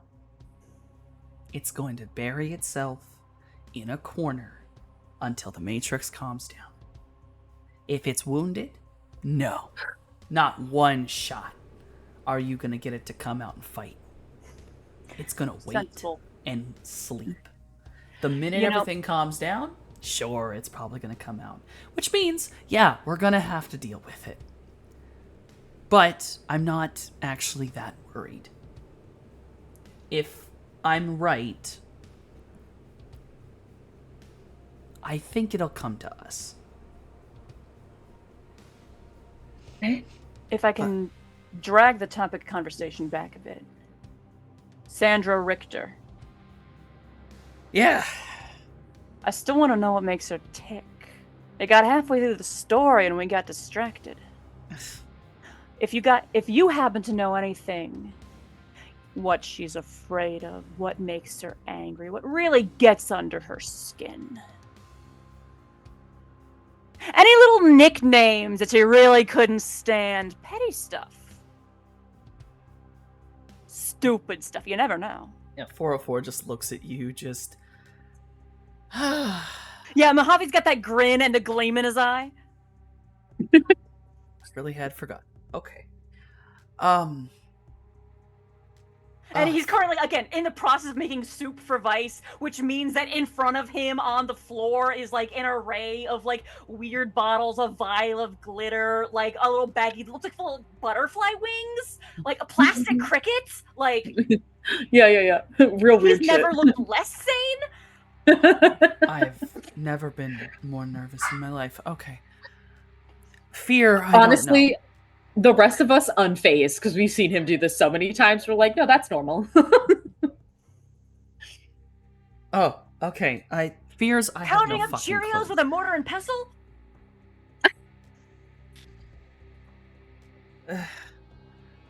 I've said exactly what she is. She's self-centered, megalomaniacal. She couldn't... She'd have a kid just to use him for something. She has nothing in her. I can't see auras, but she's empty. She's jealous, I know that. And she notions over to Cloudy. You met her far closer to this age she is now than I did. She kept away from me for years. I don't know how she was when you knew her. I don't think she changed. She kept a lot of her cards close to the vest. She's vindictive. Yep. I know that. Vindictive, Incredibly jealous. spiteful. Okay. She You know that- likes to twist the knife. Yes. She likes to watch someone suffer. Well, as a matter of fact, so do I. Gonna ignore that. That's for a different time when my brain is working. Don't worry about it. I'm better now. Just this scoff comes from behind her, and it's Forcehead. Yeah, no, that is valid. The grin on his face, he's valid. But what I'm hearing, she's got a heck of an ego. She keeps her cards close to the chest, but at the same time, she can't resist putting her name up there in lights. If it was me running this evil plot, you look at my phone right now, you hack that thing, you'll see that I don't even have my name in there. And yet here she is. It was the Falcone Richter biodome on them billboards. Yeah. She always Tells you a lot about a person. wanted to be in the papers. Always wanted to do the talking. She's pathetic. You know, her husband took her name, which is fine. Mhm. But And then we saw what she normally did in to a professional circle, you know, the two parties probably would just keep their own names. She made him take her name. And then we saw what she did to him. Yeah. Yeah.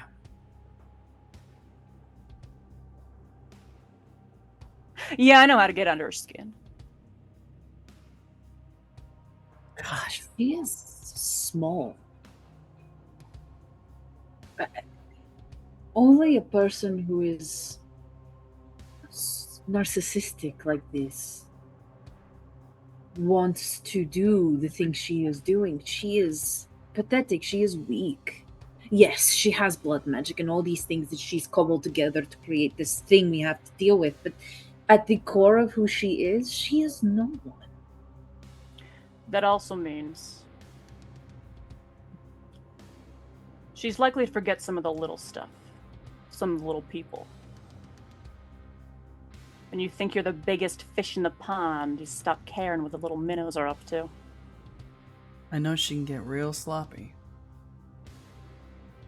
And she always manages to get away. When she doesn't have access the way she does now, who is she? You want to know her psychology, you want to know what she is, you have to peel back all of that to find out who she is. And she's done everything in her power to mask that. Who she has connections to. she doesn't get anywhere near as powerful as far as mage work goes if she doesn't have Monroe. I If know she doesn't use technomancers the way she is, she's not a technomancer. You understand? She really has. If you want to know how to get under her skin, it is with that. Nod, nod, nod. I know she avoids technology when she wants to communicate with people. She knows I can find her that way. Nod, nod, nod. I don't She's know proud. how the astral stuff works. I know in theory, books, but obviously I can't see it. I mean, from what you two have told me, that when people do like rituals and different things like that, there is like residue, right? There's stuff left over, like a trail. Echoes in the air, yeah. So, really, you cut off her power supply. There's going to be a trail left over to find her. She can't escape. Not really. No, I've seen her. I know what she looks like. Yeah.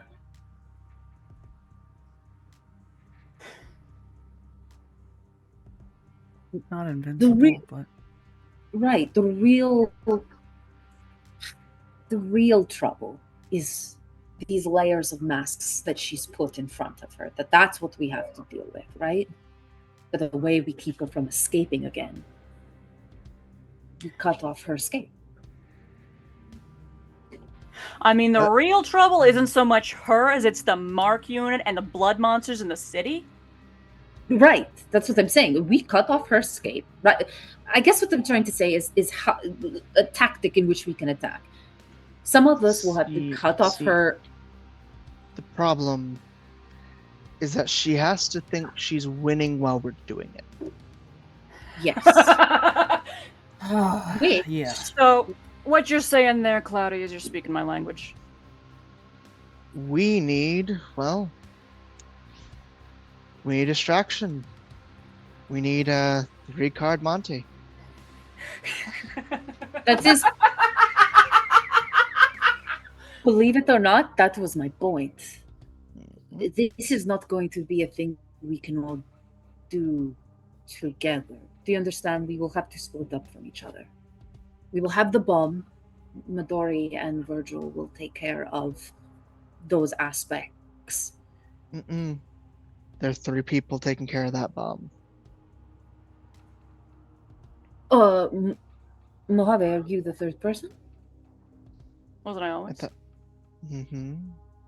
Yes, okay.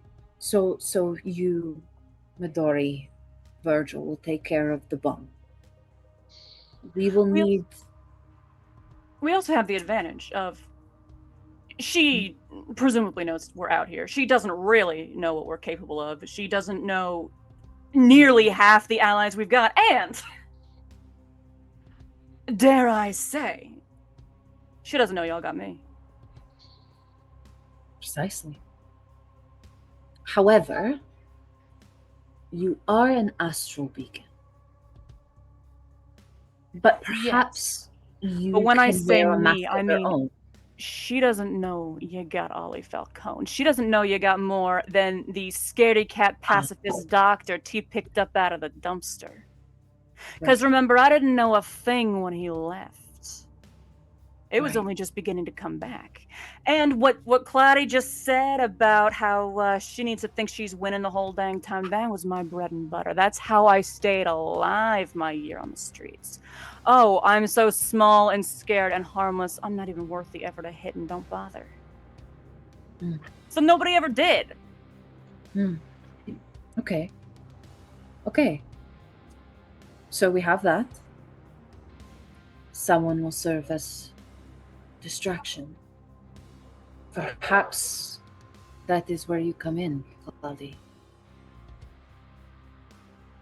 So you're telling me I get the opportunity to yell and scream and make a whole bunch of noise and spite Bloody Mary to her face? I can see it's going to be real hard for you. Oh, it's gonna be the worst job imaginable. Can't imagine the thing I'd have to do. When do we start? When's the timeline here? Not till the bomb's done, that's for sure. Yeah. Yes, yes. And rest. Rest will be important. And we gotta The make other- make contact with all our other allies too. I'm gonna get in touch with Rue again, see what they can offer. I'm gonna get in touch with Oz again, see what he's up to. Any backup we can get. Call in the cavalry. She doesn't know we have these folks. We got them in our corner. Yes.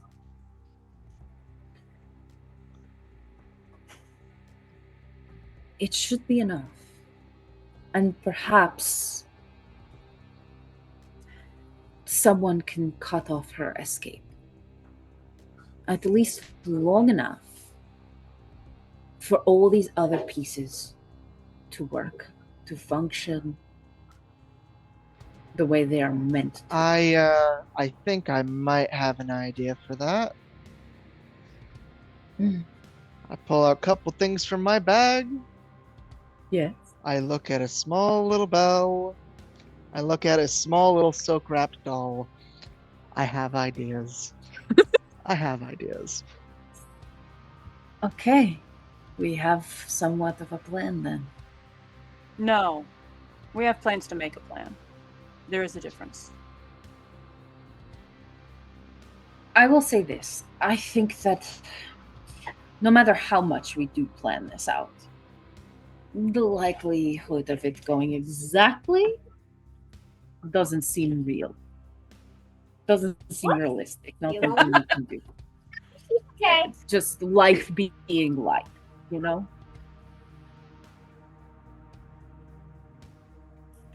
I mean, you know what they say, the best laid plans of mice and men.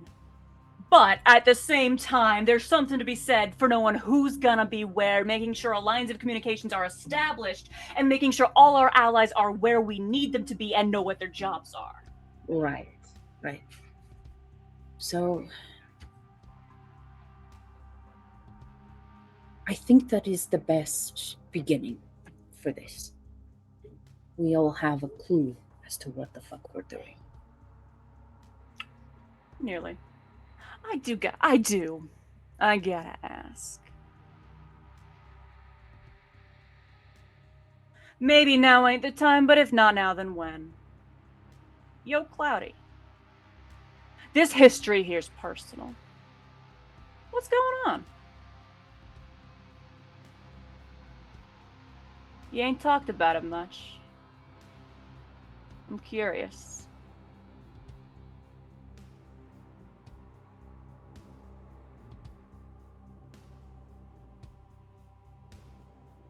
You'll remember a certain vision from long, long past. You're talking about our little trip down memory lane. One I of you does remember. not. You 'Cause see one of Morning you Star was just not going, there. Morning Star's Yeah. like, huh? You know, I she's- remember. But of course, I'm gonna tell you, I didn't see a lot there that, I wasn't gonna ask then. Wasn't the time, wasn't the place. But I'm not gonna pretend I understood. There was a woman in my life. One. That I've ever say I could have loved.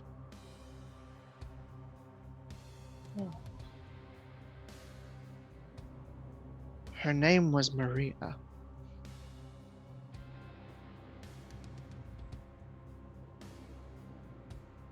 And that bitch split us apart in every way she possibly could and then took her name as to moniker her entire goddamn bullshit.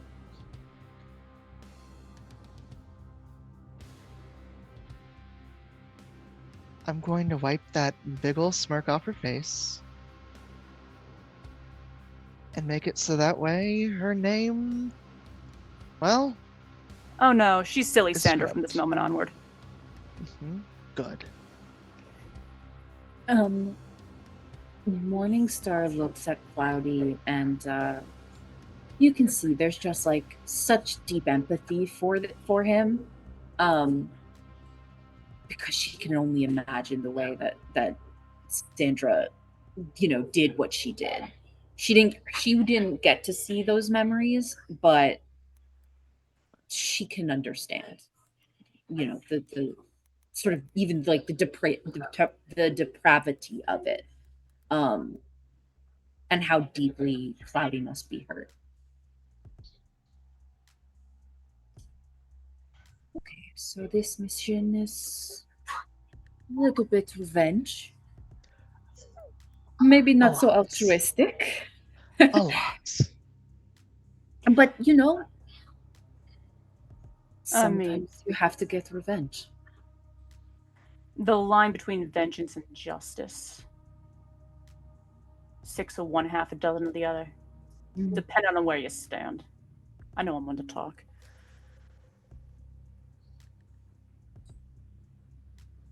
Softy, Yes? I have a question for you. So Morningstar wasn't in the section of the lab to which Sandra was involved in. But do I have any memories of whether it was hearing her Morningstar's father, maybe overhearing him talk, or even just other doctors and nurses talking? Was there any indication as she was sort of growing up that Sandra was dipping into her sibling stuff, whether it be programming ideas for things to then weave into what's going on? Because what Morningstar is looking for is something matrix wise to which she would be intimately familiar with, in order to just give them that slight edge when they go to enact this plan. Anything that maybe is personal to Sandra that would give her an edge here,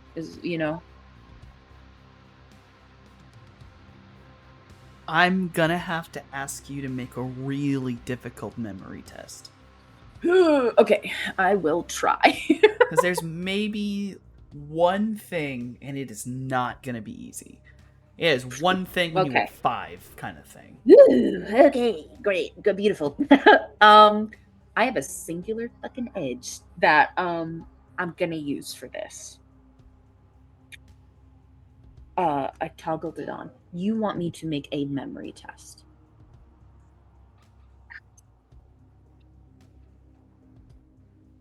It's got a 5. Oh. Wait. Did you spend that edge? Yes. Oh my god. Okay. Is it bad? No, You it's said, "Oh not. my god!" I just okay. The way you said, "Oh my It's god," I 5 was like, "Oh, no." successes. I gotta hold on. I gotta go. Okay. Sorry, it's just the way you said, "Oh my god," I was like, "Oh no, did I just blow up in front of everybody thinking?" He's like, crap, now I gotta do math! Fuck. I gotta. Heads or tails? Fuck. Tails. Okay. Tails for scales. Yeah. I almost dropped a coin. I hate when I flip a coin and then it goes flying away. You're like, God damn it. What do I count that as? Okay. I got something. Hey, something's better. It may than not be worth it, but it's something. shit. Okay. Reaching back into your memories, the few times that you were even able to vaguely register a Dr. Richter that was not the male doctor who was working in your actual zone, who was a little bit more familiar to you, and a Sandra Richter instead, that Dr. Richter was always meeting face to face, and this is weird. Face to face alone was weird. My mans did not let anyone in that room with your grandfather. Consistently. Like, you don't remember anyone getting called in that room alone. You don't go in that office alone. That is the snake room. You do not go in the snake room. For some reason, Sandra was allowed in the snake room.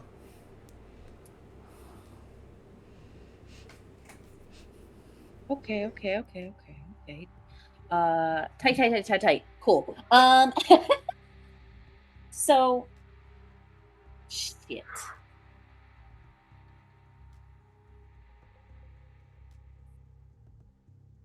How best to give this information to everybody. Morningstar has a moment where she's thinking, sort of as you guys are conversing, and then she like touches her temple, sort of like just this weird auto reaction she has to that memory, and says she was so close to him, and then looks at you all and says, she was the only one allowed in the room with him. My grandfather. The only one. No one else was allowed in there alone, let alone allowed in. But he constantly was meeting with her. The whole program that he created me from. It was his pet project. She had the access. How he made us. Any processes as far as Matrix goes, the breathing program, like it, all of it, she had access to that information. Is that possible that maybe, I don't know, something useful to be found there? In what she is doing? I mean, I'll keep it in mind. I just don't know. I just don't understand. Like, this was not a gentleman. He was not a person you would want to be around either. There was nothing warm about him or inviting. Warm is the wrong word. There was nothing inviting about him. Something that would call to another megalomaniac to, hey, come closer, let's chat. He was not. No, but if they're both interested in playing God. Exactly. So what information were they trading? That is what I am interested in. What information were they giving to each other back and forth? How much of what he was creating is infused into what she has made, and vice versa? It does occur to me. Was he a technomancer? ST, was he? I don't think he was, right? No, he was he was a full Naga, which they are naturally as a species very magical. Very commonly, almost all of them are mages. It would be considered odd or unfortunate for a Naga to be not a mage. No, he was a mage. He was full-blooded Naga. Naga are magical creatures. Access to the astral is natural as breathing for them. Well, maybe if he wanted to change that. Yes. Yes.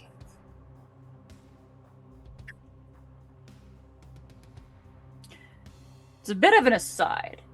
A much more of a stupid question. Does she actually have a doctorate?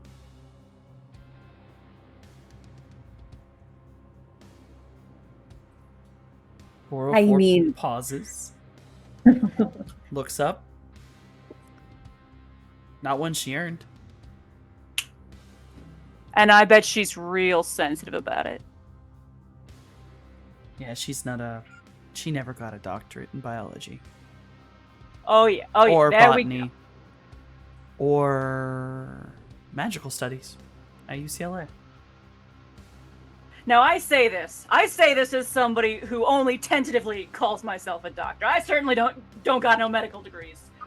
But like, I ain't putting no letters in front of my name. She ain't a doctor.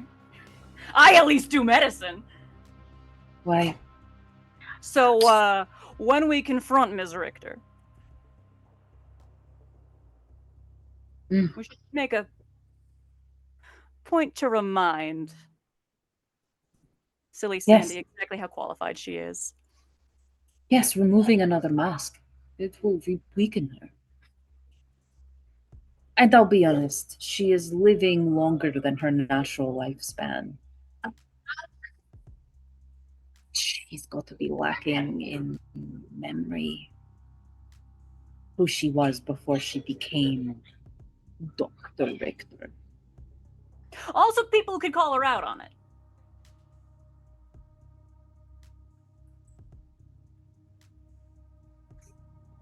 I wonder. The siblings that I have that are alive, well, not my only siblings, say she likes to make dolls. I would not put it past her to have used the bodies of my dead siblings. It would make her intimately aware of how our bodies work. And when we get through this crisis zone, I still do want to follow up with Evelyn. Because I wouldn't be shocked to find out that, good old Evelyn and Sandra are buddy-buddy. They seem the type to hang in the same circles.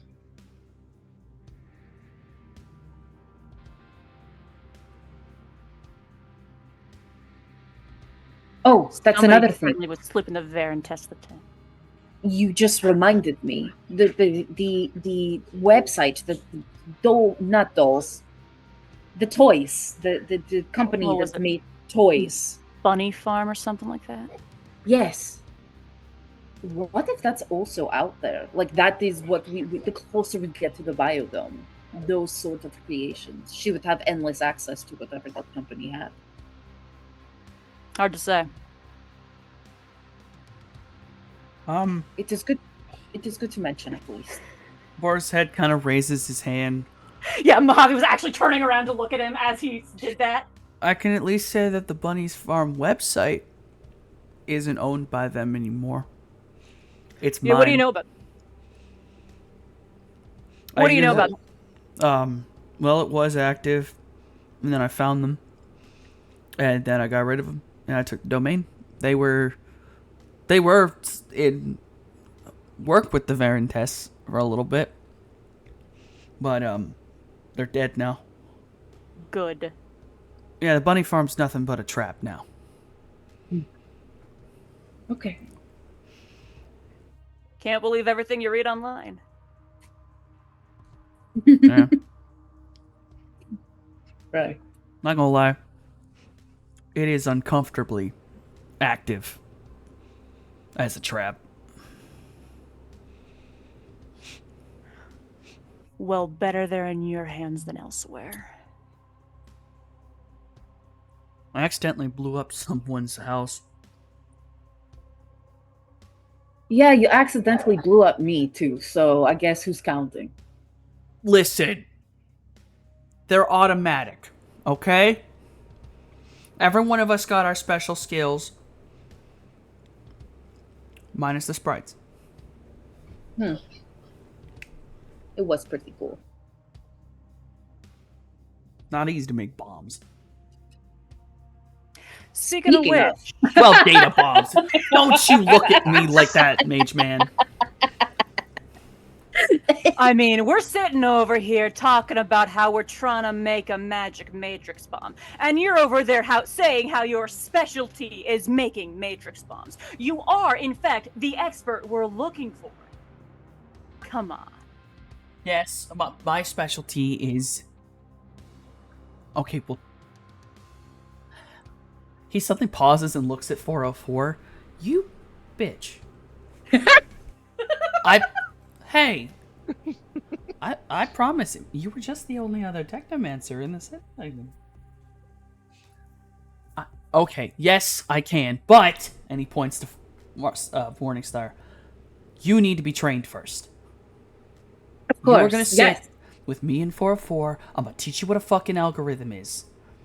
And you need to Okay. see what an actual security detail looks like.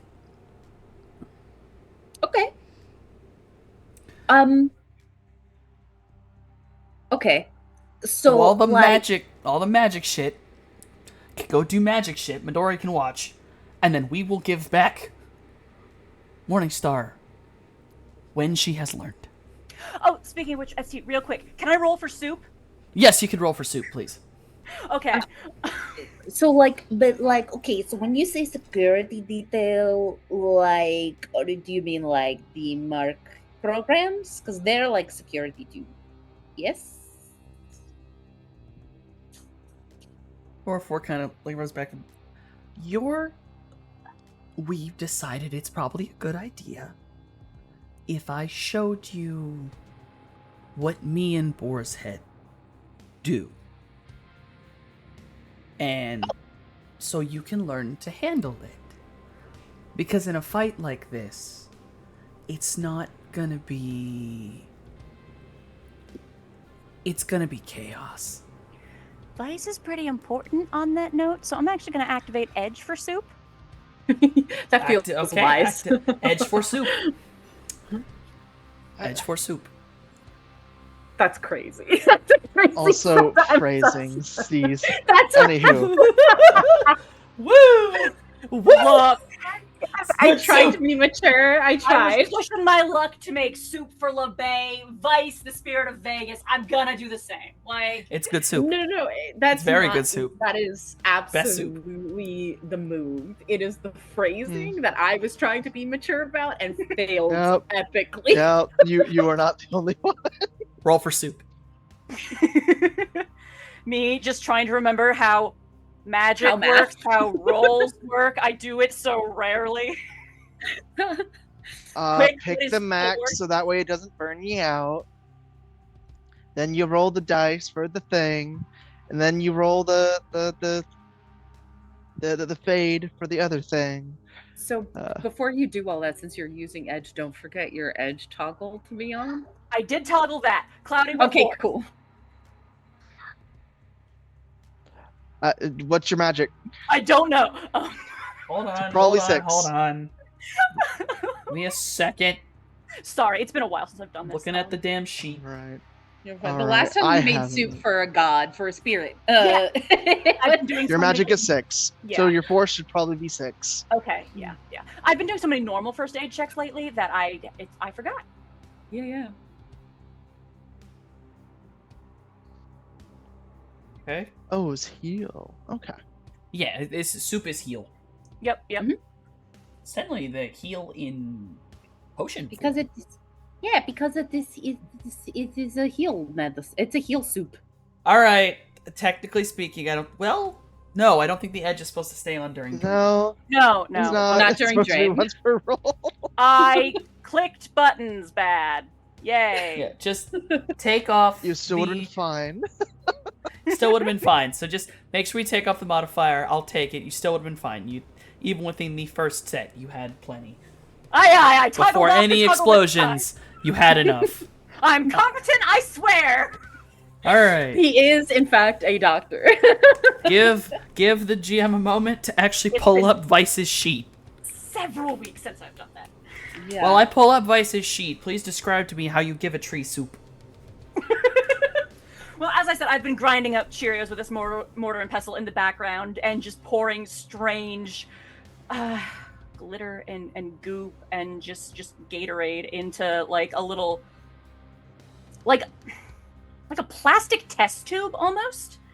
And it just, as we're talking, Mojave he just shakes it up, give it a spin, watches the little tornado vortex form, isn't satisfied, spins it counterclockwise this time. You gotta get the energies to mix right. The last couple of ingredients are added on top. They've got to be added in. They can't be blended with the rest of it. They have to be added in separate. And then to the roots, just one hand on part of the wall and just along the along a spot where it's not going to go on the floor and is actually going to drip on the wall. It is very carefully trailed onto this the bright magenta bark, taking care to get the liquid into the grooves, the whorls, so that it sinks into the wood and doesn't trickle away. These are but drops of liquid at the roots of a great tree. This is a tidbit of energy to a spirit that represents half the city, but he's protecting all of us right now, and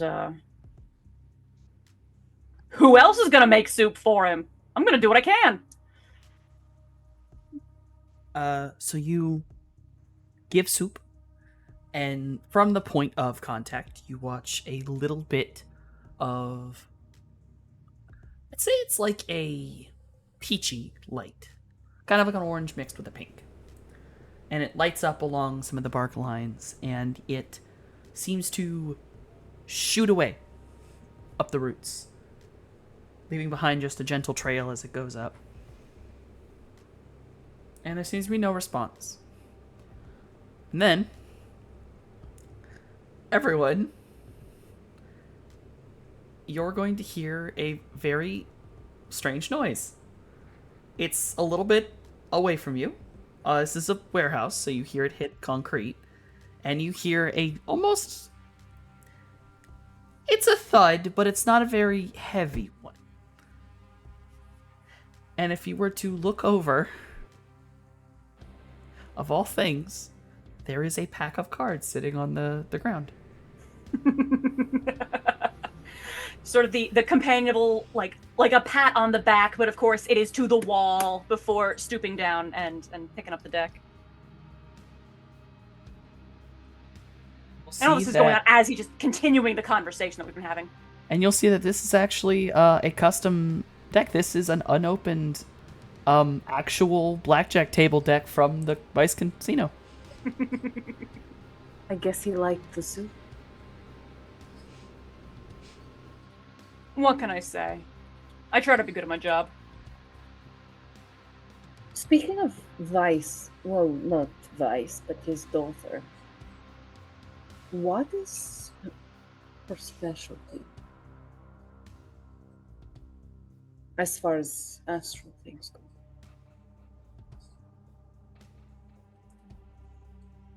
Mojave shrugs. I mean, I didn't know her that way back then. And we were supposed to have lunch, but then, rains of blood, monsters in the streets. Right. No, I only ask this because perhaps I don't doubt that she will be ally. What I am concerned about is vulnerability. They're eating spirits. I worry, is she capable to prevent herself from being eaten too?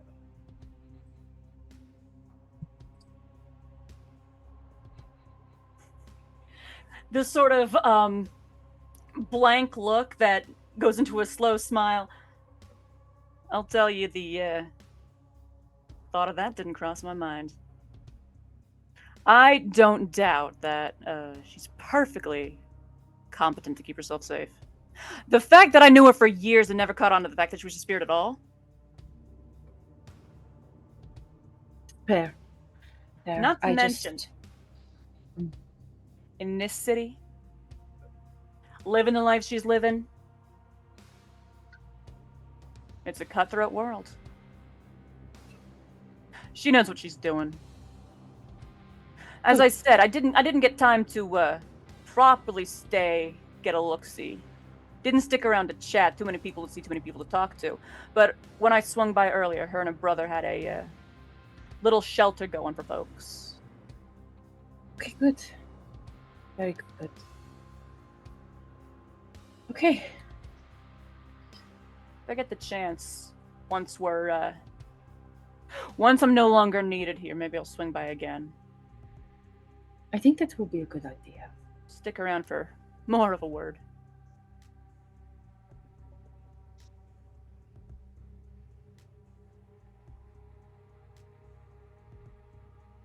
Well, I just realized that Morningstar is not there. I looked up from my notes. The ghost children strike again. I understand. They It was strike. just that. It They was just that strike, it moment that I happens. was like, It "Ah, happens. yes. Let me go get my notes." Well, okay then. So, I'll just give that one of the things you all can do is work on the bomb, and when our beautiful snake comes back, the other thing is Scales' training. All right. All right.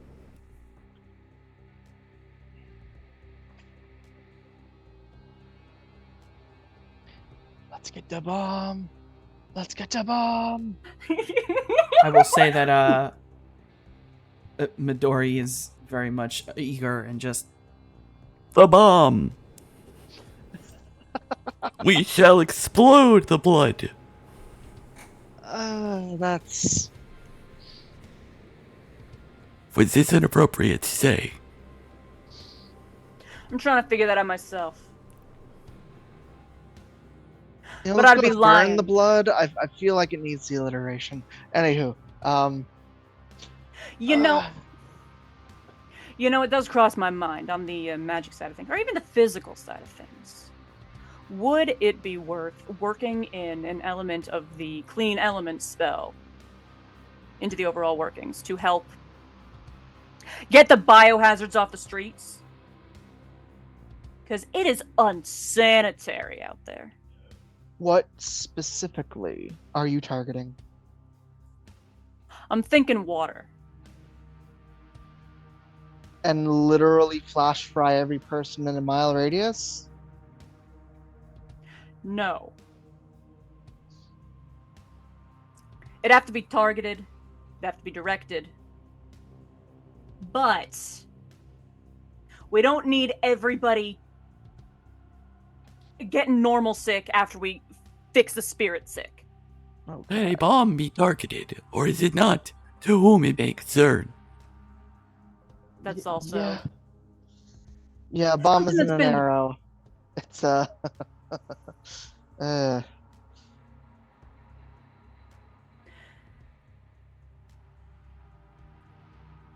that is something I brought up before. We're setting this thing off. We are assuming everybody in the vicinity is an enemy. We're setting it off at the biodome. We're gonna have to make sure that the radius of impact is contained to what we're willing to destroy. Matrix-wise, astral-wise, physical-wise. Otherwise, we're all gonna be frying everything in a mile radius. I have these specified to blood spirit abomination things. This bomb wouldn't even hurt Bloody Mary.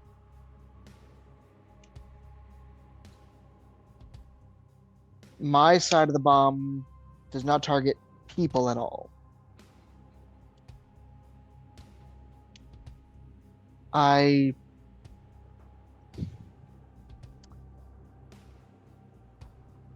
Good. Water might be too broad. No, you're right.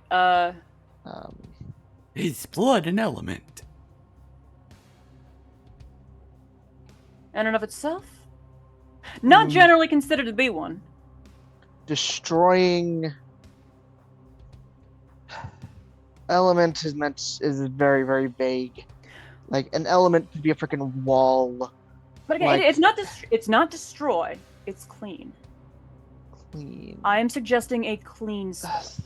Same That's one of the potions I principle, can make. but Clean element. uh, To get the blood out of the water in Vegas. So that people, after this is over, can walk the streets okay. without getting... Again, it's unsanitary. I'm going to say something very gross. So getting blood out of material, out of clothing, a lot of people will use something like bleach. Saliva actually works better. Are you suggesting we spit on the city? No, well, not literally, but if I am perhaps correct, is hydrogen peroxide not correct? that could work too. I guess what I am saying is like the equivalent of But this. if it's cleaning, if this is just full on clean water, cleaning all the water of the city, it would basically just be just hydrogen peroxide all over everything. You'd have to get people like that are outdoors indoors, so they are not covered in hydrogen peroxide. But It's not ideally- literal hydrogen peroxide.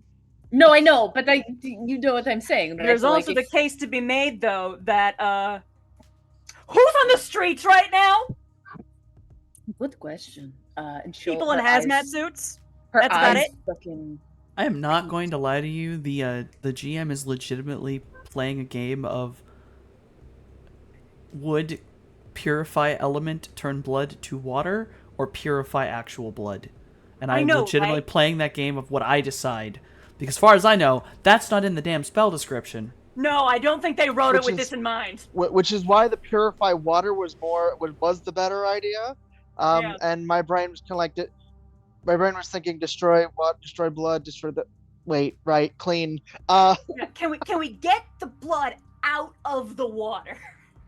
Oh, like a Can we get the separation. blood off the streets? Could we purify the stone?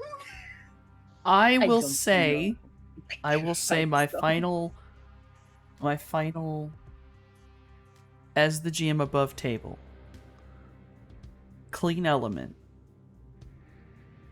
would, in conjunction in this particular type of magic and such, I would allow clean element to be able to purify an individual as long as a vein worm has not burrowed into their brain. Yeah, no, So- my magical half of the bomb is going to literally explode a bloodworm, but it has gotten into their brain. So They're dead. Yeah. So, I have a question about these bloodworms. She asks. So how exactly is it working on the astral? I understand how they work on the matrix, but how does this work? The Eats their astral? soul, basically. So like when someone gets fully kitted out in metal. Yes.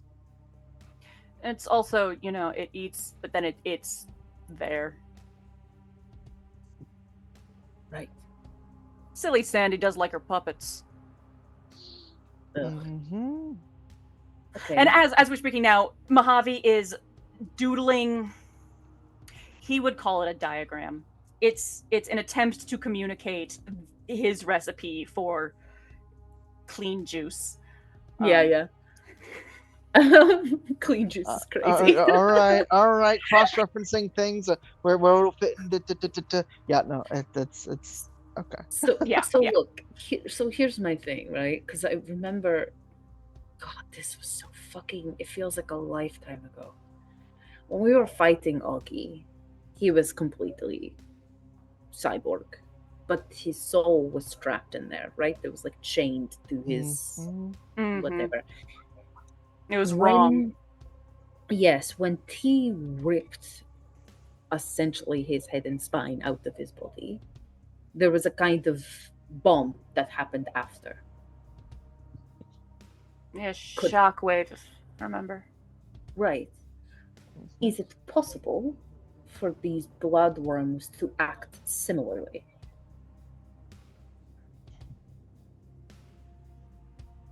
You know, as like They had a like secondary wave. they had nanites in them, correct? Well, we know that those monsters did. Mojave brings out that jar that That he has took, bananas. his sample. I will say that for a moment the jar appears empty, but then you realize it's hiding under the lid. It has regained its ability to move. Shake it. Yeah, and the little jar is in a baggie, and it is labeled with the old Mojave style of labeling, where instead of actual text, it is a cryptic symbol because, but Yeah, no. The little baggie with the jar in it is held up for reference. So I've done okay, no judgment. This is safe space. I've done some research. nanites. Yes, give her there more is a reasons to be moment stressed. there is a moment where 404 just pauses, sits in a chair, looks at the ceiling for just a moment, having a couple flashbacks, and then she gets back up going, "Ah, nanites. Got him in a jar. Great. Let me look at them." And she holds her hand out. Hands them over. All too aware of the absurdity of all people, the face of Ollie Falcone. So like this is safe space, no judgment, okay? I have done some research about like bomb scenarios and such. Terrorist scenarios, if I'm being honest. Anyway, the way that the bombers usually work, right? They have two-pronged attack. An initial bomb that does some damage and causes the emergency folk, EMT, to come out and to attempt to save lives. And that is when the secondary bomb hits. Right? It is the second wave, taking out personnel, medical personnel who could help people. Yeah, we was talking about that. Cloud is the first bomb, I'm the second. Right, but yes, but what I am saying is, what if they have something similar, i.e., these bloodworms that function the same, where we stop, let's say, the big thing with our bomb, but it sets off their bomb. I mean, don't forget Scales. And that's exactly what happened. We was there with the battle bots, and the bloodworms hit, and it was panic in the streets, and the dome went up, and then the big monsters came out. So I guess that is something that we need to monitor. And then, that's not to forget that the lowercase squad ain't come out to play yet. Right. And the And mod unit's still out there. Right. So there is so many multi-layered things that even if we are successful, right, in getting rid of this main issue, there may be a few things that occur afterwards that will have to be accounted for. Which is why I'm going to go talk to Rue, and why I'm going to go talk to Oz, and why I'm going to go see if we can't muster up some more allies in the desert. Okay. I just... You are a doctor, and if they take you out, who is left to heal?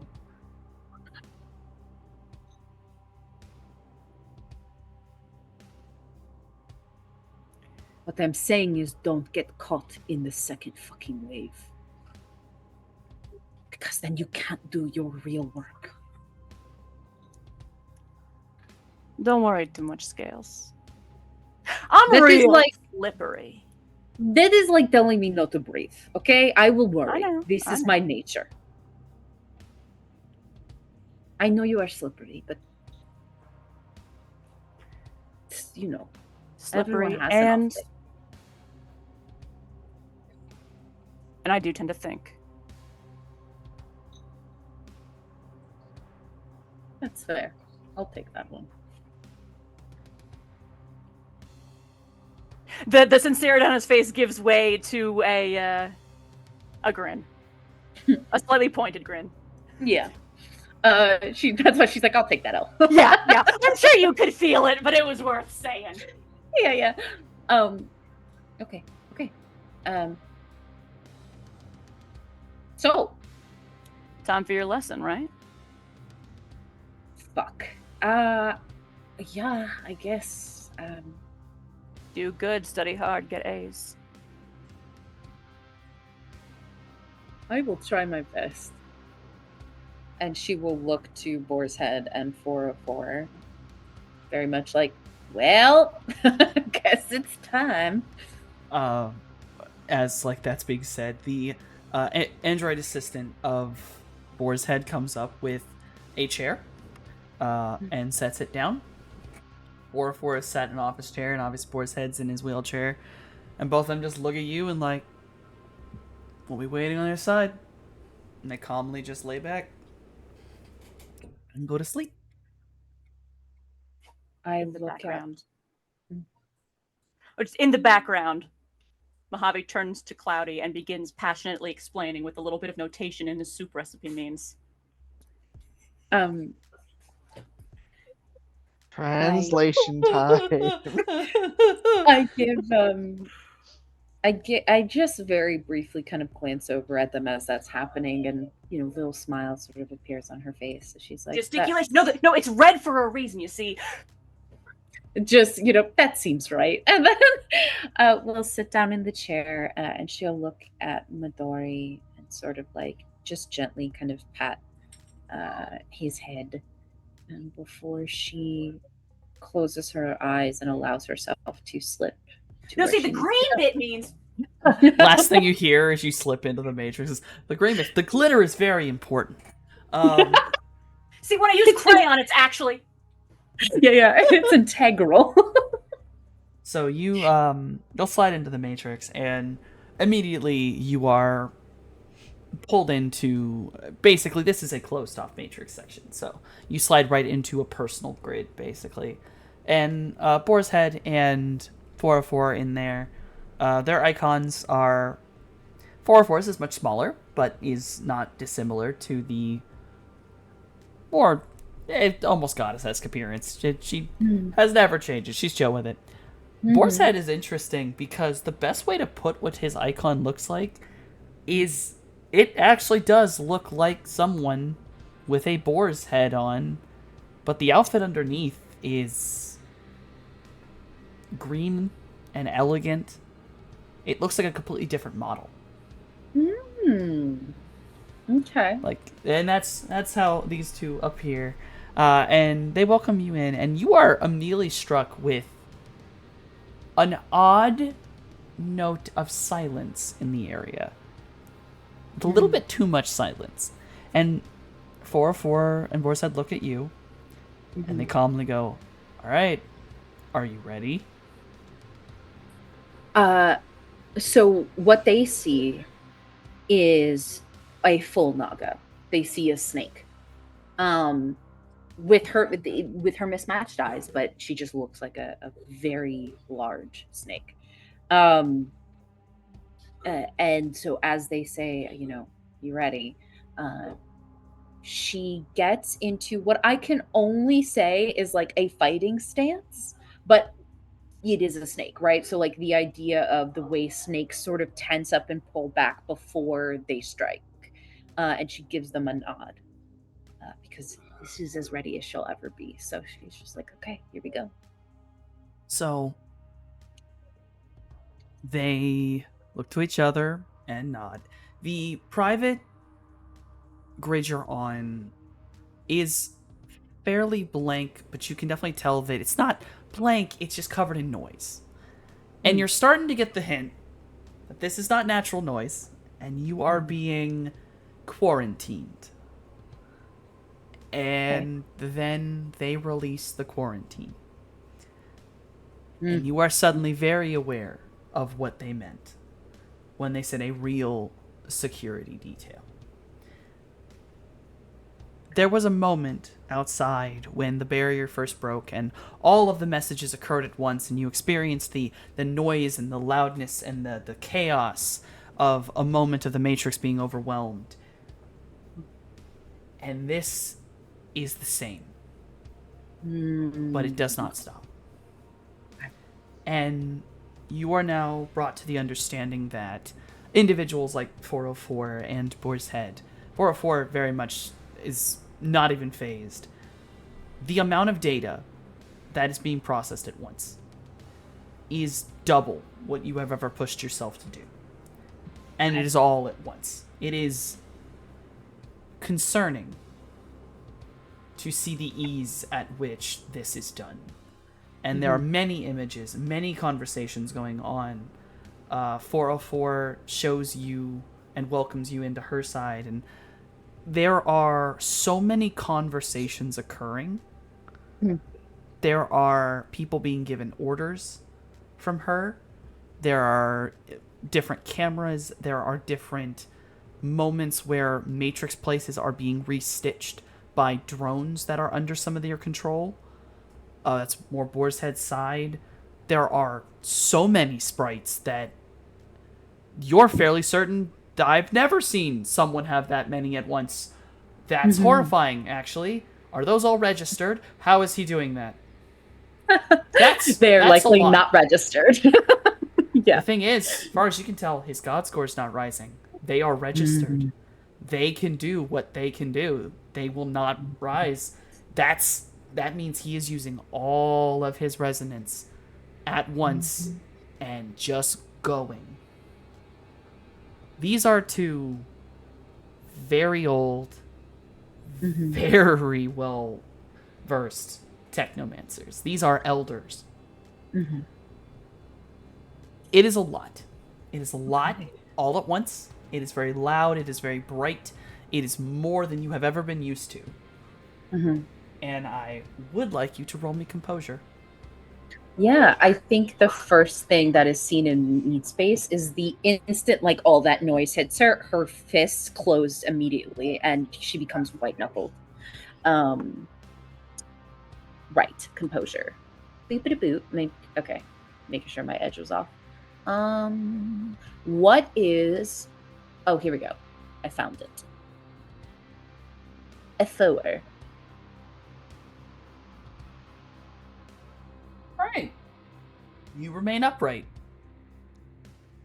You are able to withstand the overload of information. And you will not have to make another one for a little bit. Cool.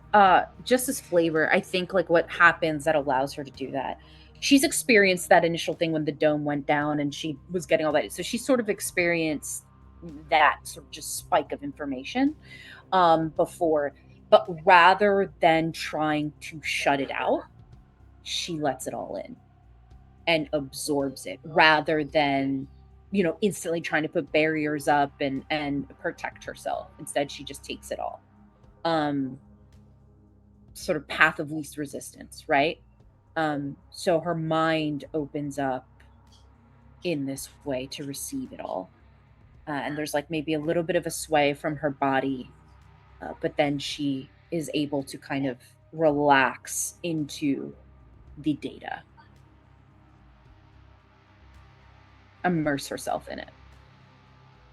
You immerse yourself. This is not too dissimilar from going from, I don't really know how to swim, to throwing yourself in a 12-foot deep pool.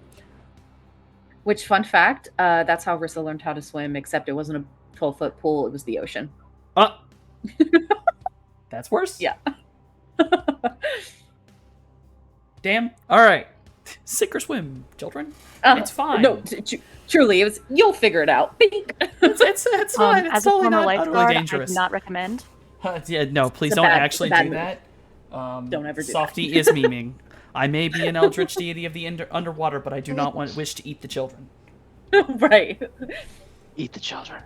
No, they're too soft. Fucking But, gross. but, Anyway. but that means they're tender. No. Anywho. All right. Hold on. Oh God, we're going to jail. All right. Yes. You are. Hey, you talk to me about veal later, and then you can go ahead and You- judge me. Listen, it's delicious. Shut up. Do we frown upon cannibalism on this channel? Well, We have to figure out. Hold on, that's complicated. All right, hold on. You are welcomed in. You will be trained. Go in the data stream. We're leaving the data stream for right now. okay, that's Outside, fine. the 2 mages, the little spider bot, and the very broken X Mark unit creature. The mages are currently discussing the benefits of cannibalism. Yes. I want this. Discuss the benefits of cannibalism to me. Excuse me? No, that's pros and cons of No, cannibalism. no, In that's this not a particular Mojave instance, it conversation. probably That would've is a been- different character. That is a different character. Yeah, no, it would probably be tangential to the weird blood magic shenanigans and the occasional bullshit that they'd say were super beneficial way back Yeah. when. And part of the reason why I freaking left, because they would make these kinds of arguments to me. Yeah. That was how Blood this. magic That was isn't how this went down. bad. Blood magic doesn't cause madness. No. It doesn't cause you to go into a massive, weird, destructive spiral of seek, like a worst drug addict ever. No, totally not. Right. Totally not. No. I mean, sounds like blood magic's one of those things that trains you to see people as objects. And that's where it all starts to go wrong. You know addiction, right? Right? I'm familiar. Yeah, no, it's not just blood magic, but it's particularly bad with blood magic. Nod. Like they make excuses for that kind of thing all the freaking time. But yeah, no, veal is delicious, and I can't. It was one of those things that I couldn't really. Once you're in it, those things actually make sense, and the horror in front of your face isn't nearly as blatant as it should be. Weird cult addiction and all kinds of other things layered on top of each other. Aztec's bad, y'all. Aztec's really bad. Cloudy, you don't have to justify yourself to me. I wasn't speaking hypothetically when I was talking about what a rush it can be, the power of knowing you can end a life. I've been there. I was a mobster. See, they did it a little bit different in Black Ops. It wasn't meant to be like a rush. Oh, it was almost meant to be the opposite. So, I mean, so normal you stop thinking about it. Yeah, it wasn't meant to be a rush. That doesn't mean I didn't get one. Sometimes. Mojave. What? I'm being honest. True, but that still makes me worry sometimes. But you weren't the only one, and it was that I mean, I told you a while back. Blood rage, the bloodlust, the really. He had a lot of it. Back, Falcone's mob family. You know how it is with the. You know how mages can be. Yeah. Yes. You know how mages can be. I wasn't one. Sometimes god complexes aren't uncommon. Yeah. I wasn't one. I had to be bigger. I had to be tougher. I had to prove I could hold my own. But when they could literally just snap your fingers and you're literally just yeah, and I had to let them know that if they tried that, I'd blow the brains out. We all bleed the same. I mean, is Trollblood still red? Hey, Softy, is Trollblood still red? I would know that. Hold on.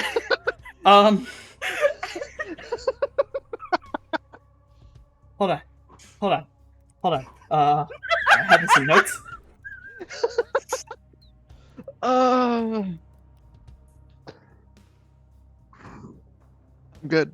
I'm okay. I mean,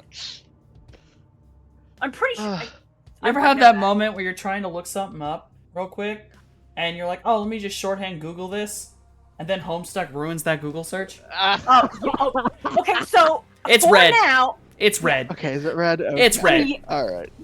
Yeah, no, it's still red. Yeah, we all bleed the same. All right. There is maybe. I mean, they gotta their blood's gotta oxygenate them the same as us. I would like to really quickly give something right now. A question that only the Mojave will be able to answer me. Oh dear. Mojave, I will give you a choice. Hello, yes.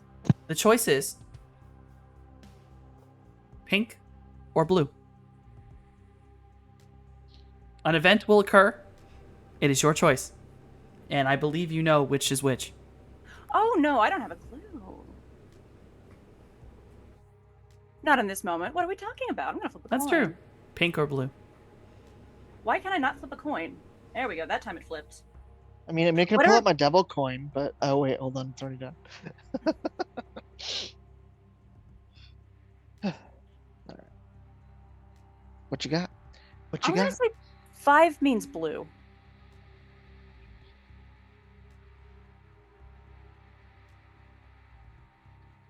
Five means blue.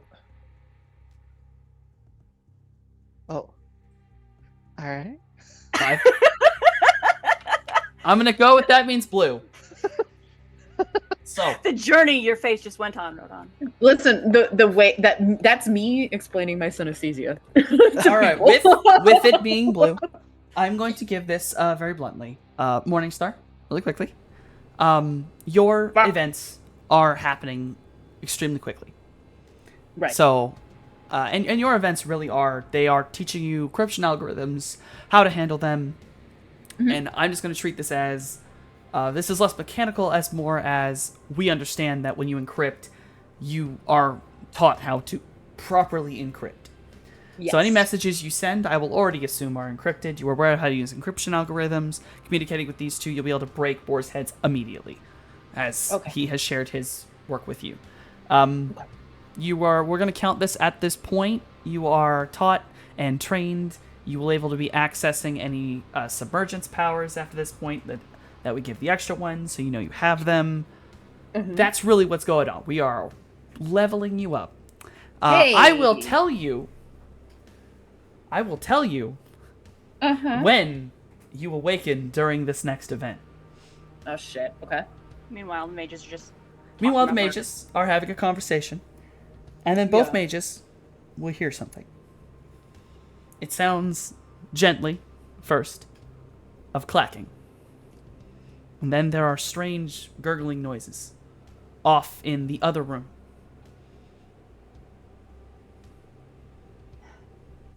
Mojave sort of pauses, sets down the multicolored pencils that have been dug from his bag, and gonna go stand up and go over to see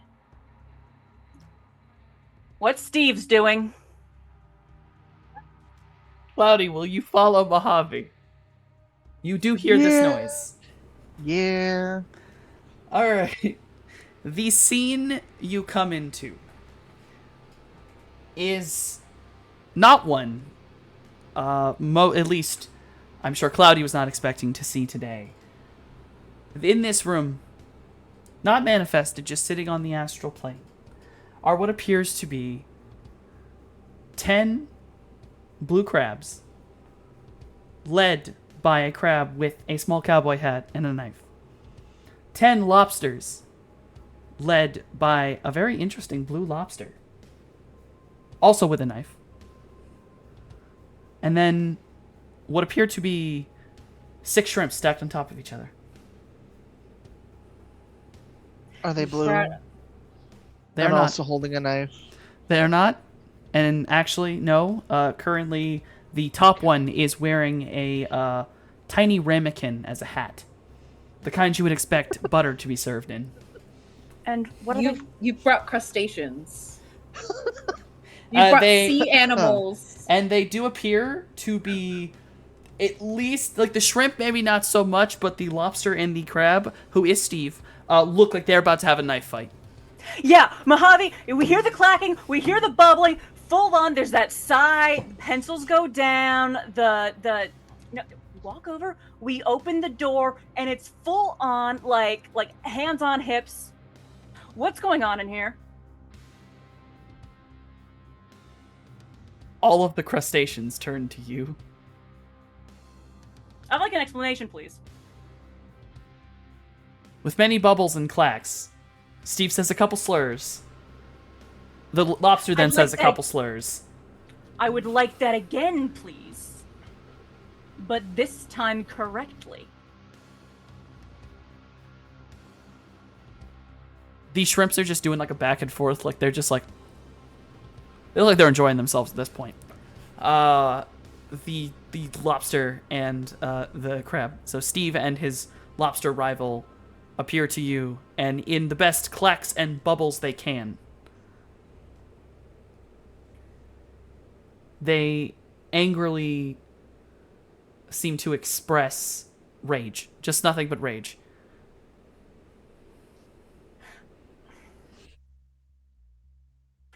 I don't know what you two think you're doing right now, but this is not the time for this. Do you see what's going on outside?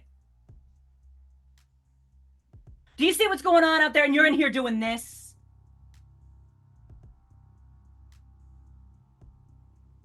One Are of the you kidding me? crabs holds up a vein worm and snaps it in half and then lets it fall to the ground, dead.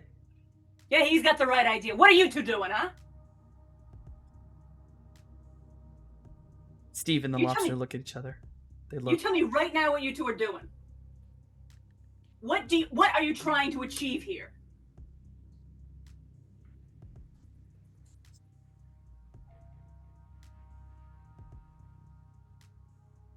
Steve proceeds to go on a rather long tirade about how decapods shall not work with the arthropods. It matters not if Vegas burns. This rivalry will continue for the ages. Just want to input that I imagine Finn like on top of not Rodon, on Cloudy's head, looking down at these things like, I will eat all of you. Or probably more confused, kind of like, can I eat them? Are Yeah, they? there's just- Are they? Huh? Cloudy, I imagine, like, standing behind Mojave, looking at this tableau over his shoulder, just seeing Mojave's aura almost condense as just the frustration of all the Rage. problems we're dealing with right now. Why this? Why here? Why you? Of all the petty, stupid crap.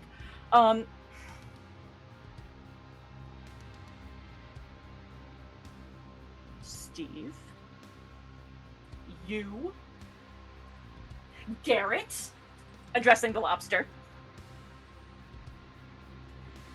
He looks like a bit ashamed, but he does stand himself straight to look at you. They do attempt to, very quickly after hearing their names from you, to try to explain themselves. That Garrett expresses that the crabs were gaining an army and he believed himself to be in danger. And the crabs complain, stating, "No, you asked us to get allies to fight." It's true. I did ask the crabs to gather. And I would like you to gather your people as well, Garrett. Steve, they are not your enemy. Are you gonna make me say more?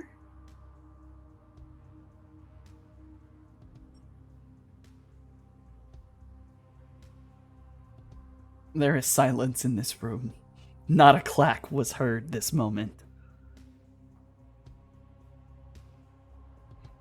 There's just that slightly fixed grin of just like it's not a happy grin, it is a face of warning.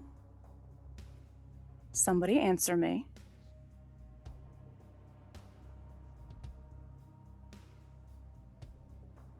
And then Steve will step forward and he will turn. And Cloudy, you are surprised. The crabs have spoken so far in clicks and bubbles, making their motions known through the astral. But at this moment, you hear a voice. We shall not belittle ourselves to the arthropods. We are perfection. We are crab. Steve, you're gonna listen to me, because I'm only gonna say this once.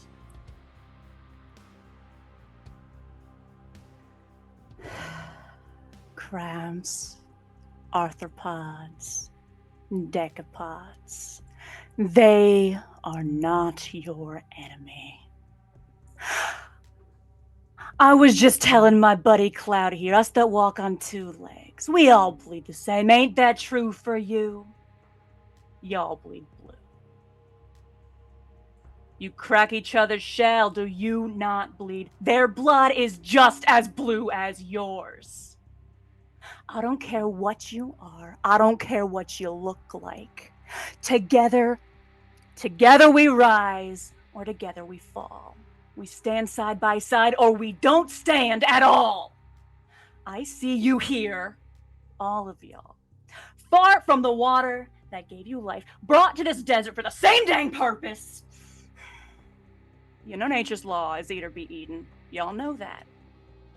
Y'all lived it.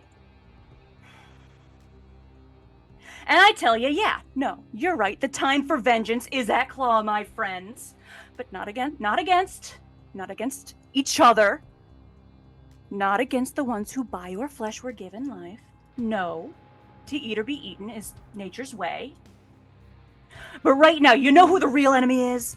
We are fighting that endless hunger that eats and eats, but is never eaten in turn, that takes and takes without ever giving back. The red flood is rising, and it will devour us all. Decapods, arthropods, vertebrates, invertebrates alike, kingdom, phylum, class, order, family, genus, species, I don't care. Man, spirit, machine, we're all going down together.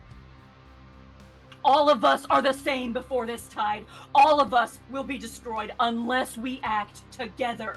The other entities here are not your enemies. We're all in the same bucket, and if you keep fighting each other, if you keep dragging each other back down, nobody, not one of you is gonna escape. I don't know if any of you were there back in LA when Elvira rose from the depths and came to land and La Bay itself was nearly killed, but I was there. I was there standing against the first wave of this same tide we're standing against now. I'm not much of a fighter. It was all I could do. It was all I could do just to tend to Labe's wounds. But you, I look at y'all. I see your chitin and your claws and your knives. Y'all are strong. Y'all are many. Y'all are spirits. You can do what my flesh-bound friends and I can't. But here you are fighting each other. I know you've seen the worms. You've seen what they're doing. Those wriggling parasites that are riding the red tide, devouring the living from within. They are the enemy. Not the isopods, not the amphipods, not the arthropods, not the decapods, not the lobsters or the barnacles or the shrimp. The worms are your enemy. They are the threat we have to stand together and face. Now is the time. You gotta show the world who you are. Crustaceans together. United. Strong, diverse, powerful, and proud. Dig deep against the tide. Hold strong against the waves. I know you can. Raise your claws and knives and fight together. It's eat or be eaten out there. But if you eat each other, you'll only be forgotten. Is that what you want? You want to just be destroyed? The worms are your prey, my friends. I invite you to feast. But if you don't do that, if you insist on fighting each other, I got a little buddy named Finn. And I'm gonna tell him it's dinner time.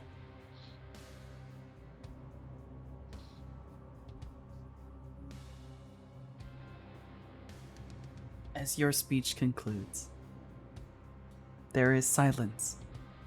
And then, slowly, you hear the clacking begin.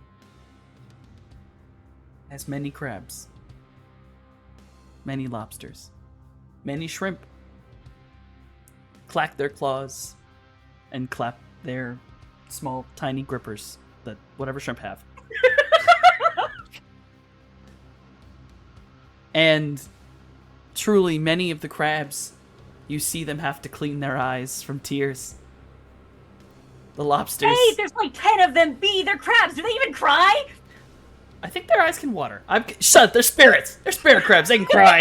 Don't fuck with my cannon. Yes, spirit crabs cry. Crabs can cry too. Okay. The crabs are crying. I understand. Many wipe a tear from their crab eyes. The lobsters need to clean their whiskers as their tears have fallen. And in a moment, Steve stands forward holding up a vein worm, and he walks to the lobsters. And he holds it up, and together the two rip it apart and eat them, destroying the vein worm. And I will say, exactly at the start of that speech is when the lesson was over. Gosh. So Morningstar, 404, and Boar's Head were able to hear the speech. But I will say, all you saw was Mojave giving a loud, impassioned speech to an empty and dark warehouse. Screaming to all high heaven, threatening and coalescing a completely invisible army. See, that's what you gotta do, right there. The worms are all over the place. You can keep doing that. Get your friends, have a party. With your help, we can clean up Vegas proper. He says to this dark and empty warehouse. So,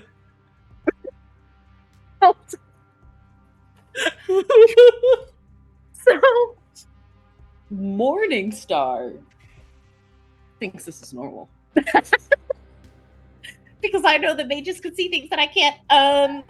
So, and I have heard of Steve before, and so hearing Steve's being said, I know that he's not speaking to an empty warehouse. So she just kind of like has listened to the speech, and she's like, "That's my best friend. That's so fucking cool," you know. And then she looks at 404 and Boar's Head, sort of like, you know, like, isn't he great kind of expression on her face. What does she see on their faces? Boar's Head has a look of just shock and dismay. And 404 is caught somewhere between a strained smile and a reconsidering of allyship. Oh, he's not crazy. The spirits over there. That is what he's looking to. Are you sure? Oh yeah. Steve is this crab spirit. It's a little bit racist against the lobsters. Hence why he was saying, "Goldie, we got to fight together, not apart." Look, he is a spirit himself. He must have allies where he could. Can you please tell me why the fuck there's crabs in Vegas? Not down so bad. Oh, okay. No. I will say for the mages, after this moment of unity with the bloodworms, the shrimp descend their strange pyramid tower, and as the crab and the lobster hold their swords out, the shrimps raise up their ramekin. And then set it back upon their head. Yeah, Mojave. As the three... You know, in this moment, he is engaging with these, you know, not realizing the audience behind him is addressing these crustaceans as his equals and allies. So, of course, he tips his hat to the shrimp in turn. And I'm aware of the words coming out of my mouth. He tips his hat, the shrimp in turn. And you can gather any of your allies. Use all the help we can get. They're not going to see it coming. And the three factions will walk in separate directions, assuring you that they will head to the largest buffets they know of. Good. There is a gentle hem that comes from Morningstar as a warning that they're done. Oh, hey. Hi. So, Steve. Yeah. He brought some friends. Oh, dude, that's what I said. I told you. Yeah, Just just you were going crazy because to us it looked like you were just talking to the dark. yeah. No, there's definitely like he's nodding along. You know, the face impassive, the body language, the ever so slightly stiff of just like, yeah, no, I'm definitely recalling the last time I, was alone in a room with 404 and definitely offered her drugs. He does not say that out loud. I was gonna like say that. because I don't think he knows that. No, Okay. she doesn't. But he does, and 404 does. And that unspoken knowledge is acutely in his head. Yeah, no. Steve brought some friends, and he's still working through some tough stuff. But it all worked out. They're gonna go get more folks, and by folks I mean like shrimp and stuff. Shrimp. So But hey! we were wondering, how are the crabs in Vegas? Oh, they're buffets and stuff. They got 8. Oh, Yeah. well, that makes sense. I go back into the main room. Like he has not said anything crazy. I'm just like, oh, that's fine. Yeah, no. See, they were brought in for like seafood and stuff. They got eaten, but that just means all the more the folks we're up against ain't gonna see him coming. And it does. You want to get rid of a whole bunch of spirit worms. Who better to ask than a whole bunch of little non-native detritivores? No, that's a really great point. And Yeah, this would be great. especially keeping in mind what we learned about Silly Sandy there. She's used to thinking herself as a big fish up there. She doesn't think about the little guy. She's not ever gonna imagine my little buddy Steve over there eating up all her worms. Amazing. This is great. I would say I swear I'm sane, but that would be a lie. Oh. The I mean, GM the does dealer not was regret his crazy. decision. But the GM is also crying with his head in his hands right now. Yeah. You did this. You did this to your game. This was you. I also did this to myself, and I am more or less in the same state. As Morningstar sort of like laughs it just laughs because it sounds very kooky. But she does say it like reminds her of something. And she says to Mojave, do you ever remember reading the story Alice in Wonderland? Vaguely. There's a line that they say, the Cheshire Cat in particular, he says we're all mad here. So, in Yeah, good company. fair enough. I will admit, now that I got 2 brain cells to rub together again, every so often it hits me. If the folks I knew then could see me now. I will put forward that Cloudy Finn is next to you, and he's looking at you simply confused that all those little snacks went, and he's like, I didn't get any. he just looks like he wants a treat, and he's like, Rar? Hey. You saw a whole bunch of those like weird freaky worms, right? No, If you can find any of those nearby, you can have all of them that you can eat. I was gonna say, man's the shark's eyes like do the wide thing, but I was like, no wait, sharks can just do that. They just always look like that. So he just stares at you But with like giant. they dilate a little bit. Yeah, he just stares with your giant boba eyes and I then mean, bolts let's be for the real. door. Let's be real. Finn can turn into a hat. If he That's wants to true. make his eyes larger, he will. Finn is also not purely a shark. He has legs and acts like a dog. He stares at you with giant boba eyes and then bounds off and phases past the damn metal door out into the environment. And I will say that he will come back later, looking like he just had a very large plate of spaghetti. Was something of all the things when I did go back to once we got the whole "you're not dead" thing out of the way, it wasn't until I told him about making soup for Labe. That was the moment he said, "Wait, are you crazy?" Who called you crazy? No, Oz. Remember? Oh. Because I was just, I mentioned some of the things that I've been up to since, since back in the day, and yeah. I mean, is it so far-fetched? Making soup for the LA Bay? Okay, I guess, all right. When you say it like that, it sounds a lot, but at the core of it, you are simply healing someone who was sick. I think, Yeah. I think, And that's why I was Oliver- telling him.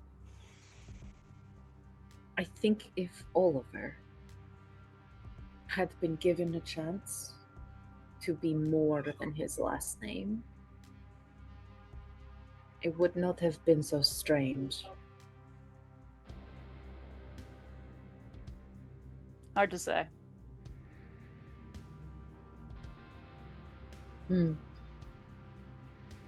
Probably wouldn't have ended up making soup like that, though. Definitely not. I think you would have used different ingredients for sure. Absolutely. It would have probably went according to like the standard soup recipe, but hey, it's fine. This is just creativity, that's all.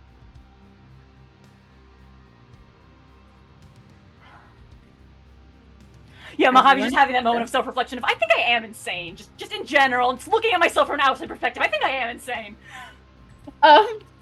Morningstar does kind of like, once we're all back in that other area, is like, I learned some cool stuff, so Good. How is your magic things going? Kind of got distracted with spirit crabs. Okay. Yeah. So wait. So that whole time you were dealing with the spirit crabs. Well, not just that. We were working on it some, but not as Mhm. not as much as I would have liked. Because it wasn't just spirit crabs. There were spirit shrimp and spirit Yeah. lobsters, and apparently they have like Romeo Capulets and Montagues. those ones. That kind of rivalry, like fight to the death. Yeah, and the shrimp yeah. were watching, and they had the little ramekin hat, and one of them little fork things. Mhm. They were stacked up in a little pyramid. That is deeply dark, and I'm not going to talk about it. Actually, And I swear I was briefly possessed. Not like literally, but like I have to clarify that with what's going on, but just You the were- word you coming were- out of my mouth. you were passionate. You were impassioned. Just of everything going on to be fighting each other like that right now with it's so stupid. It's what they are familiar with, no? I mean, gosh, I don't know how spirits really work, but people do that too. Yeah, I know. Things are in chaos, and then they switch to what they know, what is comfortable and easy. Will admit there's a part of me that's maybe a little bit too happy that the Varentess are implicated in all this. I am watching myself.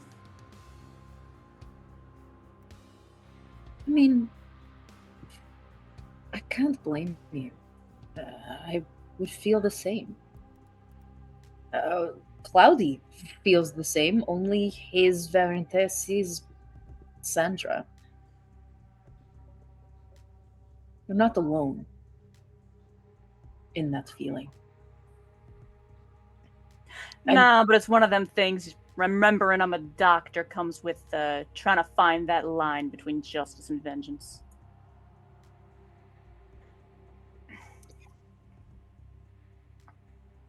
Speaking of things in general, Scales, just Yeah. lines and thinking about stuff and whatnot. I wasn't in much of a state to mention it before. Things kind of got away from me. But when I did my little run around earlier, right? I swung by Rue, you know. Mm. She passed me something that belongs to you. Not. I've been thinking about it. I'm not too keen on giving it back just yet. Not unless you really want it. Not unless you make me, but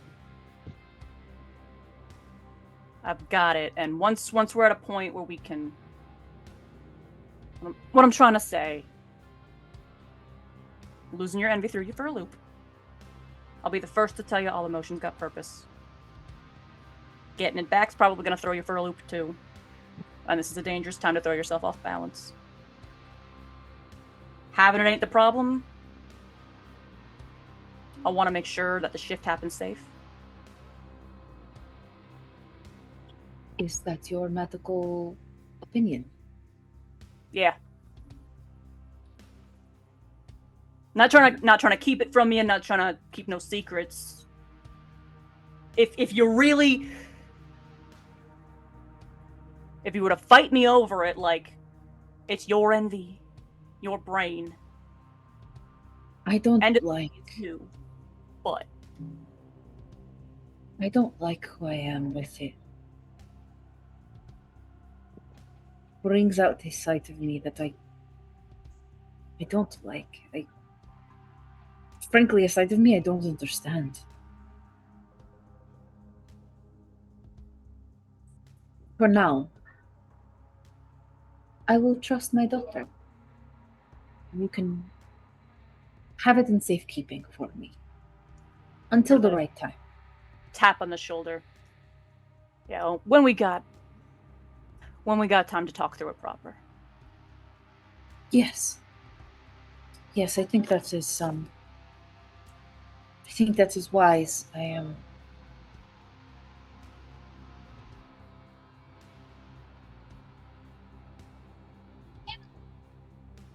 I want to say this because it needs to be said. You are right to fear what technomancers can do. You didn't go about that fear the correct way, but you were right. We are capable of much. And though I have never turned my abilities in the way that you feared on you or frankly anybody, but who I am with my envy without a better understanding of emotion in general, I don't want to become the monster you were afraid of. You never could, Scales. It wasn't.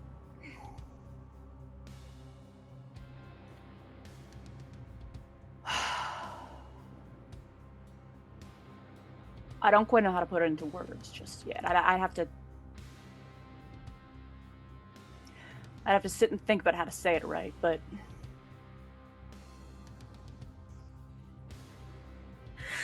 I'll be honest. It's been a real weird day for me, and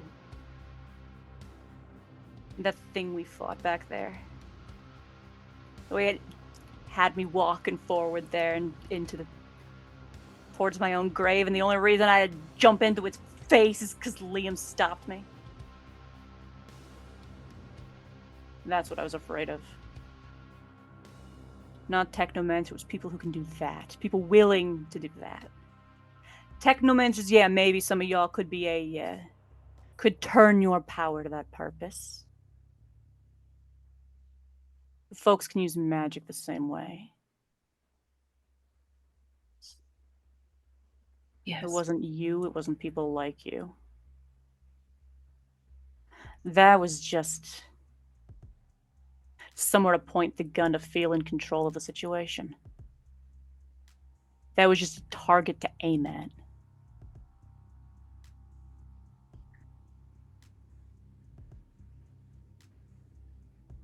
I understand.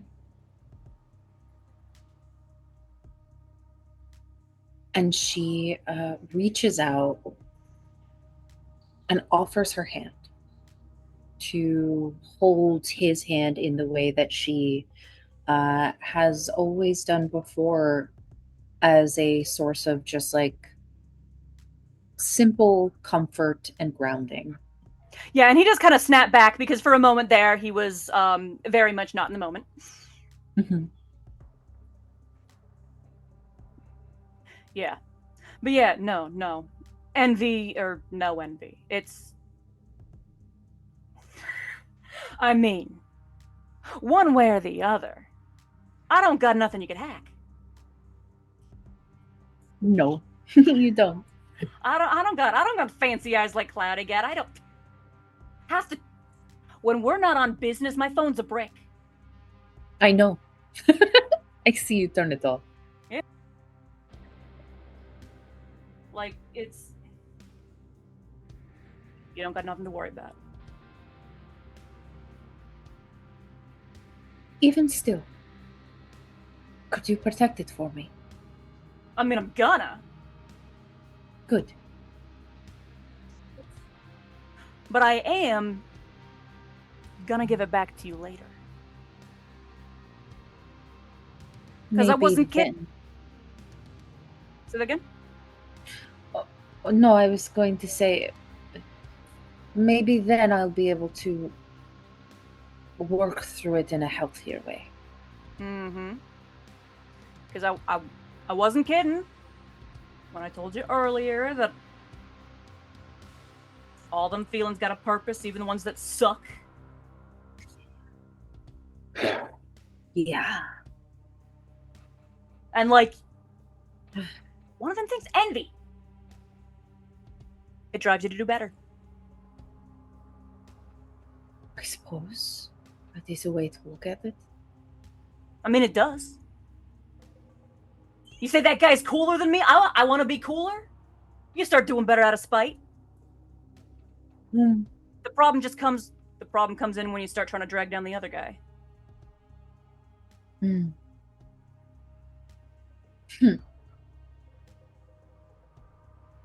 You're really good at this, you know. I've had a lot of practice, a lot of loose screws to put in my hours working with. She smiles, looks at 404 and Boar's Head, and her eyes basically are saying, like, I told you he wasn't crazy. And As he's right over there being like, yeah, no, I'm able to give all this advice to you because I am nuts and I'm just used to it. And if I may, I would request that with the line, I told you he wasn't crazy. It is 11 o'clock at night. I made a mistake, and we did not go on a break today. We just went right through that, and by the time I realized it, it was well too late. I was wondering about that. Yes, so, sorry for no break today, everybody, but hey, it is 11. Thank you for all being here, and thank you, my beautiful players, for playing. We are going to go in no particular order, but I would like to ask, as you say who you are, would you answer me the question? What faction would you align yourself inside of the Crustacean Nation? To start, Cloudy, who are you and why do you exist? Hello, everyone. I am Lord Rodon, and I play Cloudburst here on Mondays with the crew here. May or may not also worm my way into various friendo streams as time goes on, is how it do. And there is a very important concept in is just various in biology where all crustaceans will always return to crab. Each and every single one. Crab Nation forever. Um, All right, we have one for the Crab Nation, for the Decapods. All right, Morningstar, who are you and why do you exist? Hey everyone. I'm here. I'm doing this, the TTRPG thing, here on Table of Horrors, where I play Morningstar, your favorite cybernetic snake lady. Also, sorry, 1,000 things at once just went through my head. Also, on Lanya Up Gaming, I am both player and DM. So between the two channels, you can find our various YouTube channels and see all the games and things that I am a part of. I also have my own personal YouTube channel that has like ASMR styled readings to it. If you are into that sort of thing, just want to hear an excerpt from like a cool book. I do the thing there, so go ahead and check that out. I also make spicy content. If you like that stuff, that should be in my links. And I think it's a tough call, right? Because the drama lover in me wants to be like Lobster Nation just to fight, you know what I'm saying?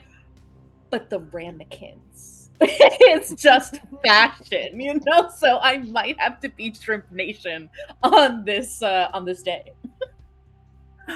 All right, and now we have a member of the Shrimp.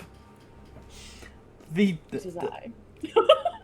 I looked them up. I don't even think they're not arthropods and they're not decapods. They're something completely different. We They're out a here lot. not in the pod. We're not out here. They're not in the pod. They are in the stack. They are in the pyramid. That part. Mojave, who are you and why do you exist?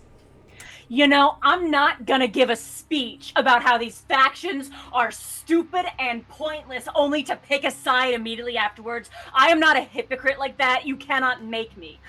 Every one of these different types of creatures are uniquely adapted to their environmental niche and their needs. They fulfill their purpose, they live their lives, they are what they are, and they are what they ought to be. I'm not about that. Freaking go eat the worms! When I'm not yelling insane things into the microphone here, you can find me yelling equally insane things over into the microphone over on my own channel, right here on Twitch, Daybreakathon, where I play whatever I want, whenever I can. Lately, it's been a lot of The Sims, which you'd think would be more sane, but really it isn't. I don't know how I managed to turn my keyboard backwards in the middle of game today, but that happened. I'm a disaster. I'm not okay. It's good content. Help me. I also I did the character art for the characters who have art. You can come talk to me if you want me to do some art for you. And I also wrote a couple of fantasy novels that are, well, I bring the same energy to them that I bring to here. Let that be the advertisement. I'd like to think they're good. I had a good time writing them. The third one is on the way. I am working on it. I am screaming perpetually, but it's a good time. You can find me here. You can find me elsewhere. Sometimes you can find me in your brain. My dog says hi. That's all I got. All right. We have a vote for true unity. Now I will have to go myself. Hi, I have been your Cosmic GM, Softonomicon. I'll release my answer at the very end of this. So, hi, I'm Softy. Here on Table of Horrors, I am second in command. I am obviously here. I am the Cosmic GM running Run the Flood. That is really weird to always say. I do also have 2 other games that, though they are currently on hiatus, we do have some videos up on the Table of Horrors YouTube channel for them. Return to Silence is a Monster Hearts 2E game that is done episodically. And Blood Price is a Vampire the Masquerade game that has a couple of the episodes we did, with maybe some familiar faces in it.